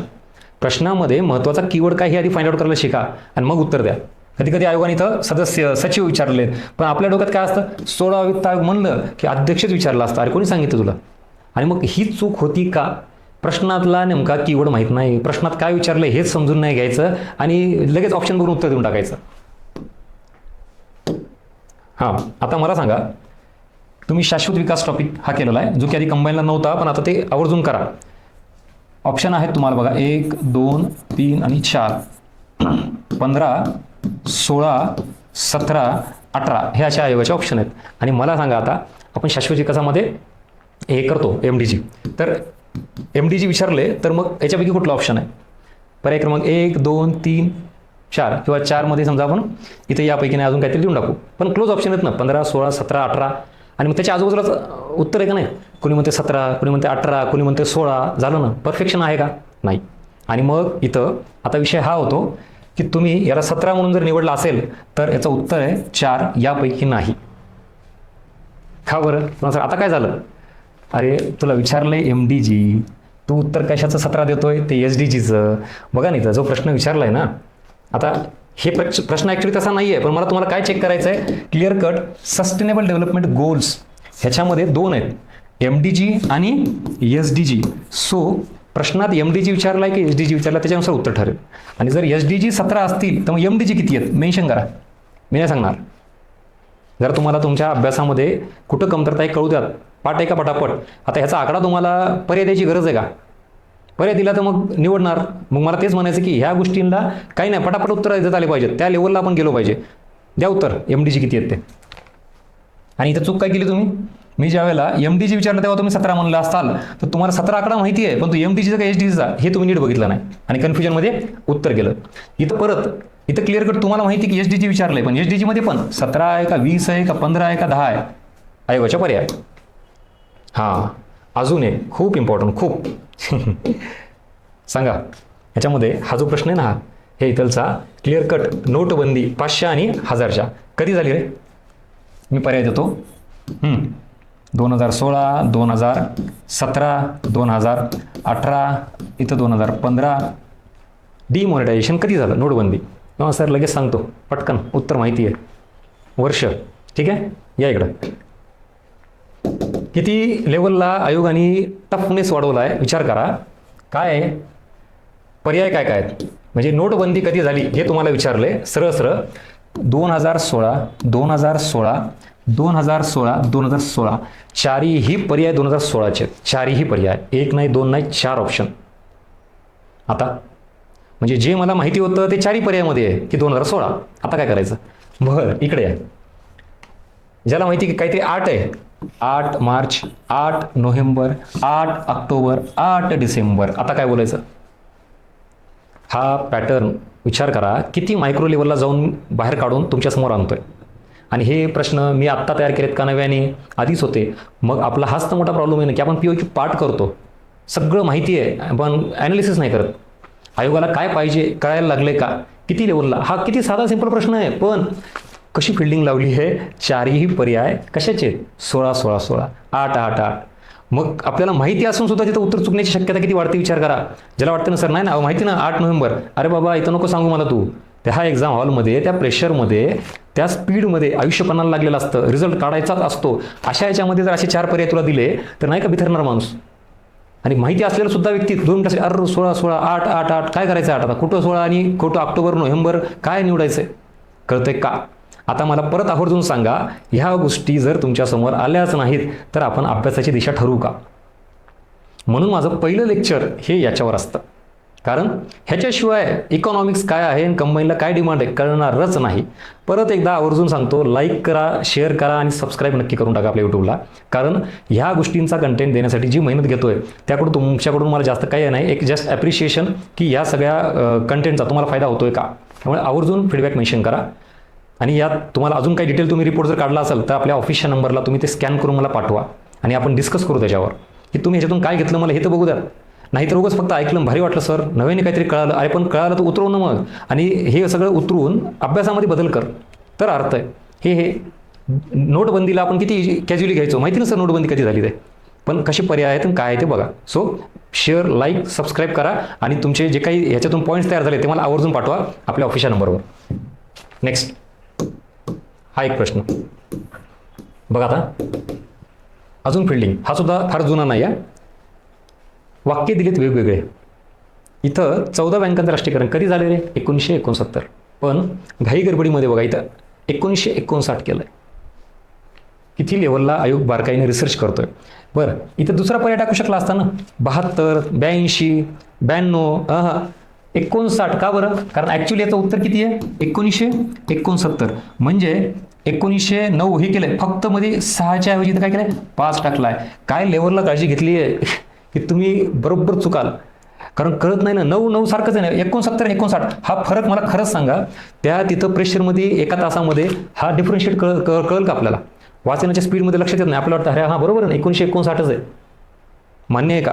आणि मग मी तुम्हाला ह्या सगळ्यातून काय अलर्ट करतोय, तर बाबांनो लढाई अशी आहे, आपल्याला नुसतं माहिती असून चालत नाही. नाही सर 14 बँकाचं राष्ट्रीयकरण 1969 झाले माहिती ना मला, पण हे तिथं अशा लेवलमध्ये जर टाकलं तर तू निवडशील का?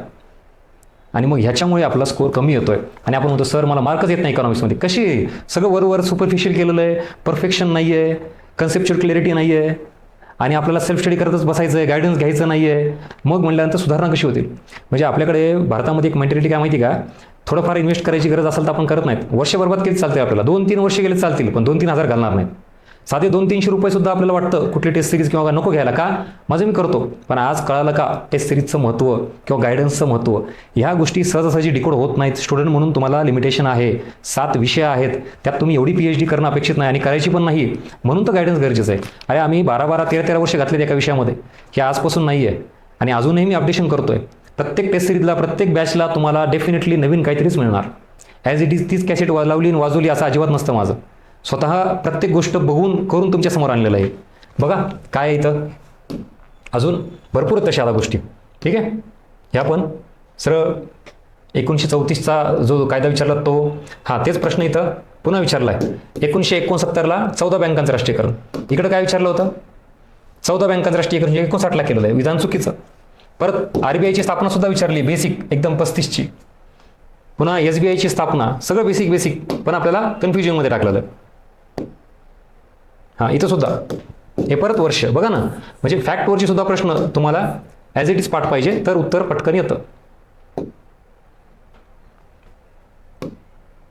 हां इथं सुद्धा अजून हे बघा, आता आयोगाचा पॅटर्न हा कंटिन्यू आहे का नाही. स्वातंत्र्यानंतर भारत सरकारने राष्ट्रीय उत्पन्न समितीची स्थापना कधी केली रे? 1949ला. पण आयोगाने काय केलं? 1948. तिथल्या तिथंच फिरवायचं का नाही?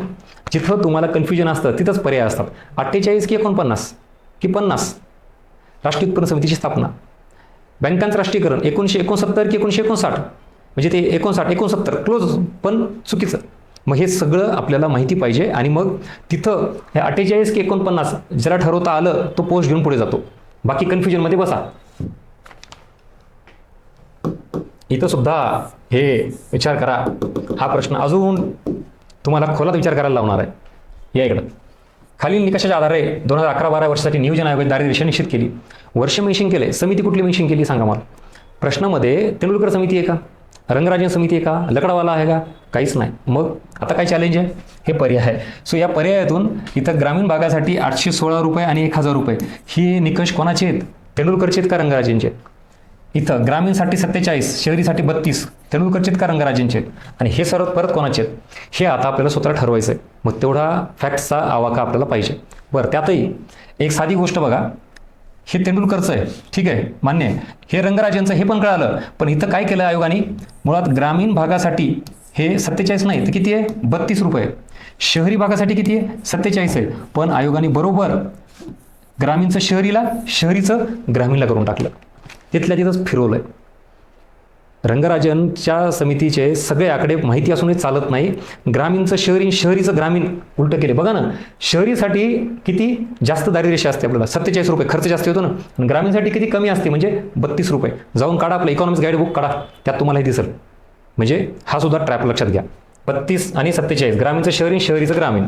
आता अजून तोच प्रश्न आत्ताच ज्याला हे माहिती की रंगराजन समितीची आकडेवारी आहे आणि आयोगाने रंगराजन समिती 2014 नुसार ग्रामीण आणि शहरी भागासाठी दारिद्र्य केलेली आहे. माहिती 32 आणि 47 काहीतरी आहे ग्रामीण आणि. आता या इकडे ऑप्शन 32 47 32 87 32 67 91. हा ऑप्शन जरा थोडा वेगळा आहे. ठीक आहे, जस्ट मिनिट. हां, हा ऑप्शन वेगळा आहे, मान्य आहे. कुठला? हा वाला, हा येत नाही. पण हे जर नीट बघितला तर 32 67 32 87 आणि 32 आणि 47 किती क्लोज आहे सगळं. तेच परत कन्फ्युजन आहे का? असे किती प्रश्न फॅक्टच्या याच्या आधी बघितले आपण. 47ला त्याला ह्यांनी काउंटर काय केले, 87 67 आणि 32 तर 3 ठिकाणी कॉमन आहे. आता माहिती असून सुद्धा उत्तर चुकणार, याला तयार आहात का? आणि मग अर्थनीती पॅटर्न तुम्हाला एवढा सक्षम बनवतो, एवढ्या लेवलला वर नेतो की ॲक्च्युअली आयोगाची डिमांड काय कळायला पाहिजे. आपण बेसिक लेवलला खेळत बसतो, नको तो इरिलेव्हंट नॉलेज घेतो, पण कामाचं घेत नाहीत आणि मग ती डिमांडच नाही कळाल्यानंतर अभ्यास कसा परफेक्ट होईल. ठीक आहे अजून आता भरपूर आहे. पंचवार्षिक योजनेचा कालावधी विचारला आहे साधा. Yes, so this is all about PYQ analysis. आणि आता आपण जर पहिल्या स्लाईडला आलो तर याचं महत्त्व कळालं का? ब्रेन स्टॉर्मिंग टेस्ट सिरीज आपली इकोची काय आहे ह्याचं महत्त्व, आणि ह्याच्यामध्ये तुम्हाला कंबाईन प्रिलिमचा पूर्ण अप्रोच अँगल डेव्हलप झाला का? या टेस्ट सिरीजला इथं आयोगाच्या पॅटर्ननुसार दर्जानुसार का म्हटलेलं आहे, स्वतः मी आयोगाची PYQ एवढ्या लेवलला ॲनालिसिस केलेले आहेत की त्यातून जो काही क्रक्स येईल तो मी आपल्या टेस्ट सिरीजच्या प्रश्नात पर्यायामध्ये त्या इम्पॉर्टंट कीवर्डला धरून टाकण्याचा प्रयत्न केलेला आहे. आणि याच कारणाने इथं हे असे लेक्चर्स का घेतले. पहिलं लेक्चर आहे सेल्फ ॲनालिसिस इव्हॅल्युएशनचं. तुमच्यापैकी किती जणांनी बघितलं, आय डोंट नो. तुम्हाला त्यात वेळ असेल तर बघून घ्या बाबा, टाकलं आहे आपल्या याला पहिला व्हिडिओ.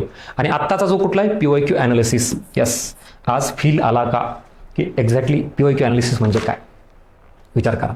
तरी मी हे सगळं टेस्ट सिरीजच्या अँगलने घेतलं आहे. म्हणजे मला तुम्हाला याच्यातून काय द्यायचं होतं, दिशा, डायरेक्शन आणि डिमांड ऑफ द एक्झाम काय आहे. आता तुम्ही इथून पुढे अभ्यास करताना, रिव्हिजन करताना किती गोष्टी तुमच्या लक्षात येतील. गजानन भस्केजीचं आठवलं बघा. आता नाबार्ड फॅक्ट बघताना नाबार्ड असं विचारलं जातं, बँकांचं राष्ट्रीयकरण अच्छा असं विचारलं जातं, लक्षात ठेवा. एखादी कन्सेप्ट, राजकोषीय तूट, महसुली तूट, अर्थसंकल्प, किती गोष्टी या आता तुमच्या लक्षात आल्या. परत इथपर्यंतचा पार्ट जो बघितला, आता मी सोल्युशनच्या अँगलने पुढे सांगेल की ह्या सगळ्याला पुढे मार्ग काय, आता आपण काय बदल केला पाहिजे ते इथून पुढे बघू. सो इथपर्यंत परत व्हिडिओ आवडला असेल तर नक्की लाईक करा, शेअर करा, तुमचे फीडबॅक आवर्जून मेन्शन करा. कारण हा सगळा कंटेंट आहे ना, हा तुमचं आयुष्य बदलणारा पार्ट आहे सगळा. त्यामुळं आवर्जून ह्या सगळ्या गोष्टी लिहा, स्वतःच्या बाबतीत इम्प्लिमेंट करा आणि त्याचा एक रिपोर्ट तयार करा. तर याला अर्थ आहे. नाही तर भरपूर असंच माहिती असतं पण मग इम्प्लिमेंट करत नाहीत आपण. आणि याच्यातून या सगळ्या गोष्टी बघितल्यानंतर आता याच्यातला लास्ट कन्क्लुजनचा पार्ट हा येतो की everybody says mistakes is the first step of the success. बरोबर ना? अपयश ही यशाची पहिली पायरी आहे. चुका झाल्या की बरोबर माणूस सुधारतं आणि चुकामधूनच शिकत पुढे जातं, यश मिळतं. पण इथं मला अजून एक पुढचा पॉईंट सांगायचा आहे. But the real fact is that correction of mistakes is the first step of success. पटलं का? आपण नुसत्या चुका फाइंड आउट नाही करायच्या, तर ॲक्च्युली त्या करेक्ट करायसाठी प्रयत्न करायचा. मी हे सगळं तुमच्या समोर जे मांडलेलं आहे, तुम्ही कुठं चुकता, आयोगाचे ट्रॅप, कीवर्ड, कन्सेप्ट, फॅक्ट, पण हे नुसतं कळून चालणार नाही. त्याला दुरुस्त करा, बदला, तुमच्या अभ्यासात बदल झाला पाहिजे. म्हणून इथं करेक्शन ऑफ दी मिस्टेक्स हे जास्त इम्पॉर्टंट आहेत. तुमच्या चुका झाल्यात आतापर्यंत हरकत नाहीत, म्हणून तर म्हणलं ना तुम्ही हे निगेटिव्हली नका घेऊ. सर मी आजपर्यंत काहीच नाही केलं, हे तर मला काहीच नव्हतं माहीत. ठीक आहे ना, मग ह्या तुझ्या चुका आहेत. आता चुका काय कर, सुधार, म्हणजे करेक्शन कर, डेफिनेटली सक्सेस मिळेल. आणि आता हे जे ना नथिंग चेंजेस, जर तुम्ही काहीच बदललं नाही तर काहीच बदलणार नाही. हे तिथंच फिरत बसाल गोल गोल गोल दरवर्षी. Pre mains fail. त्यामुळे बदल गरजेचा आहे. आणि याच सगळ्या बदलाला सामोरे जाण्यासाठी तुम्हाला हा सगळा जो पॅटर्न आहे हा आपल्या टेस्ट सिरीजमध्ये दिसेल. आणि ही टेस्ट सिरीज कंबाईन प्रिलिम जी आपण आत्ता लॉन्च केलेली आहे, फुल्ली फोकस पूर्ण सिलेबसला धरून असेल. ह्याच्यामध्ये इथं जे पॉईंट आत्ता बघितलेत, कन्सेप्ट पण अंडरस्टँडिंग, ॲप्लिकेशन, इंटरलिंकिंग लेवलला तुम्हाला टेस्टमध्ये टाकली जाईल. फॅक्ट्स म्हणाल तर फॅक्ट्सबद्दल परफेक्शन आता कळालं का? टेस्टमधले बरेच प्रश्न तुम्हाला हे टू द पॉईंटच विचारले जातील. आणि सगळ्यात महत्त्वाचा पॉईंट येतो थॉट प्रोसेस, ॲनालिटिकल स्किल. म्हणजे तुम्हाला काही प्रश्न असे असतात किती विषय कळाला, किती कन्सेप्ट कळाली, त्याच्यावर तुमचे प्रश्न सॉल्व्ह होतात. मी ह्यासुद्धा गोष्टीवर टेस्ट सिरीजमध्ये भर दिलेला आहे. तुम्ही विचार करण्याची प्रक्रियाच गमावून बसलात रील्स आणि ह्या ऑनलाईनच्या जमान्यामध्ये. विचारच नाही करायचं, दुसऱ्यावर डिपेंड राहायचं, त्यानं जेवढं सांगितलं तेवढंच करायचं. आयोग तुम्हाला तुमची थॉट प्रोसेससुद्धा चेक करतो. अधिकारी होणार आहेत म्हणल्यानंतर काहीतरी स्वतःचं डोकं पाहिजे ना. सगळंच दुसऱ्यावर ढकलून कसं जमल? ती एक लेस हवी आपल्याला. जे काय असेल ते क्लासमधूनच झालं पाहिजे, पुस्तकातूनच झालं पाहिजे. आणि मग तू स्वतः पुन्हा उद्या अधिकारी होणार, तू काय इनपुट देणार स्वतः? ही आयोगाची डिमांड आहे, लक्षात घ्या परीक्षेची. त्यामुळे काही प्रश्न हे नक्कीच पुस्तकातून क्लासमधून सुटतील, पण जे क्लासमध्ये समजलंय त्या समजण्याच्या आधारावर, अंडरस्टँडिंगच्या आधारावर तिथं तुम्हाला काही प्रश्न सॉल्व्ह करावे लागतात. ती स्किल ही ॲटोमॅटिक नाही आहे, ती आणावी लागते. विचार करण्याची प्रक्रिया हळूहळू सुरू करून डेव्हलप करावी लागते. आणि या सगळ्यावरून लास्ट कन्क्लुजन काय माहिती, की आपण अभ्यासामध्ये आता सगळं कळाल्यानंतर एकदाच करायचं नाही. कन्सेप्ट पण, फॅक्ट्स पण, अंडरस्टँडिंग पण. So set your priorities. आता याच्यामध्ये काही गोष्टी आहेत ज्या बेसिक आणि सिंपल, त्याला आधी फोकस करा. म्हणजे बरेच विद्यार्थी काय करतात माहिती आहे का, रेफरन्स बुक वाचणे, खूप नॉलेज घेणे, त्याला सगळं माहिती असतं आणि बेसिकच माहीत नाही. बँकाचं राष्ट्रीयकरण कधी झालं, SBIची स्थापना कधी झाली, RBIची स्थापना, RBIचं राष्ट्रीयकरण कधी झालं. पर त्यात पण नाबार्डची स्थापना विचारली, पण नुसते 82 माहिती असून चालत नाही. तुमच्यापैकी किती मोठा वर्ग आहे मला सांगा की ज्याला अख्ख्या महाराष्ट्राला माहिती 1982, पण कधी 1982. SBIची स्थापना 1955 आहे, पण कधी 1955 आहे. बँकांचं राष्ट्रीयकरण 1969 आहे, 1980 आहे, पण कधी 1980 आणि कधी 1969 आहे. या प्रश्नांची उत्तर आहेत का तुमच्याकडे? आणि जर नसतील तर तोच पार्ट येतो, सेट युअर प्रायोरिटी. तुम्ही नवीन एरिया, व्हॅल्यू ॲडिशनच्या मागे कशाला लागताय? आपला प्रॉब्लेमच बेसिकमध्ये आहे आणि तुम्ही लागले नको त्या गोष्टी नॉलेज घ्यायला. सर मी अजून काहीतरी घेतो, करंट ओरिएंटेड घेतो, मी सर सोर्स बदलतो, डीप नॉलेज घेतोय आणि डीप नॉलेज घेऊन बेसिकमध्ये चुका करायच्या, स्पर्धेतून बाहेर पडायचं. सो ॲक्च्युअल आता कन्क्लुजन काय सांगायचं आहे मला तुम्हाला, या सगळ्यामधून काय लक्षात यायला पाहिजे, तुमच्या प्रायोरिटी तुम्ही सेट करा. तुमचा वीक एरिया कुठला आहे तो बघा, त्याच्यानुसार प्रयत्न करा आणि हळूहळू सगळं होतं. एवढं सगळं कळल्यानंतर लगेच सगळं केलं पाहिजे अजिबात नाही. म्हणून तर मग भेटा, बोला, काही गोष्टींचं गायडन्स घ्या, पण तुमची प्रायोरिटी सेट करा. आपला प्रॉब्लेम कुठं आहे तर सिम्पलमध्येच आहे, बेसिकमध्येच आपला रिझल्ट जातोय. कन्सेप्ट क्लिअर नाहीत, फॅक्ट्स पार्ट नाही आहेत आणि मग इथं व्हॅल्यू ॲडिशन हा पार्ट कधी येतो, जेव्हा हा एरिया तुमचा परफेक्ट झाला तेव्हा तुम्ही इकडे जायचं. ठीक आहे.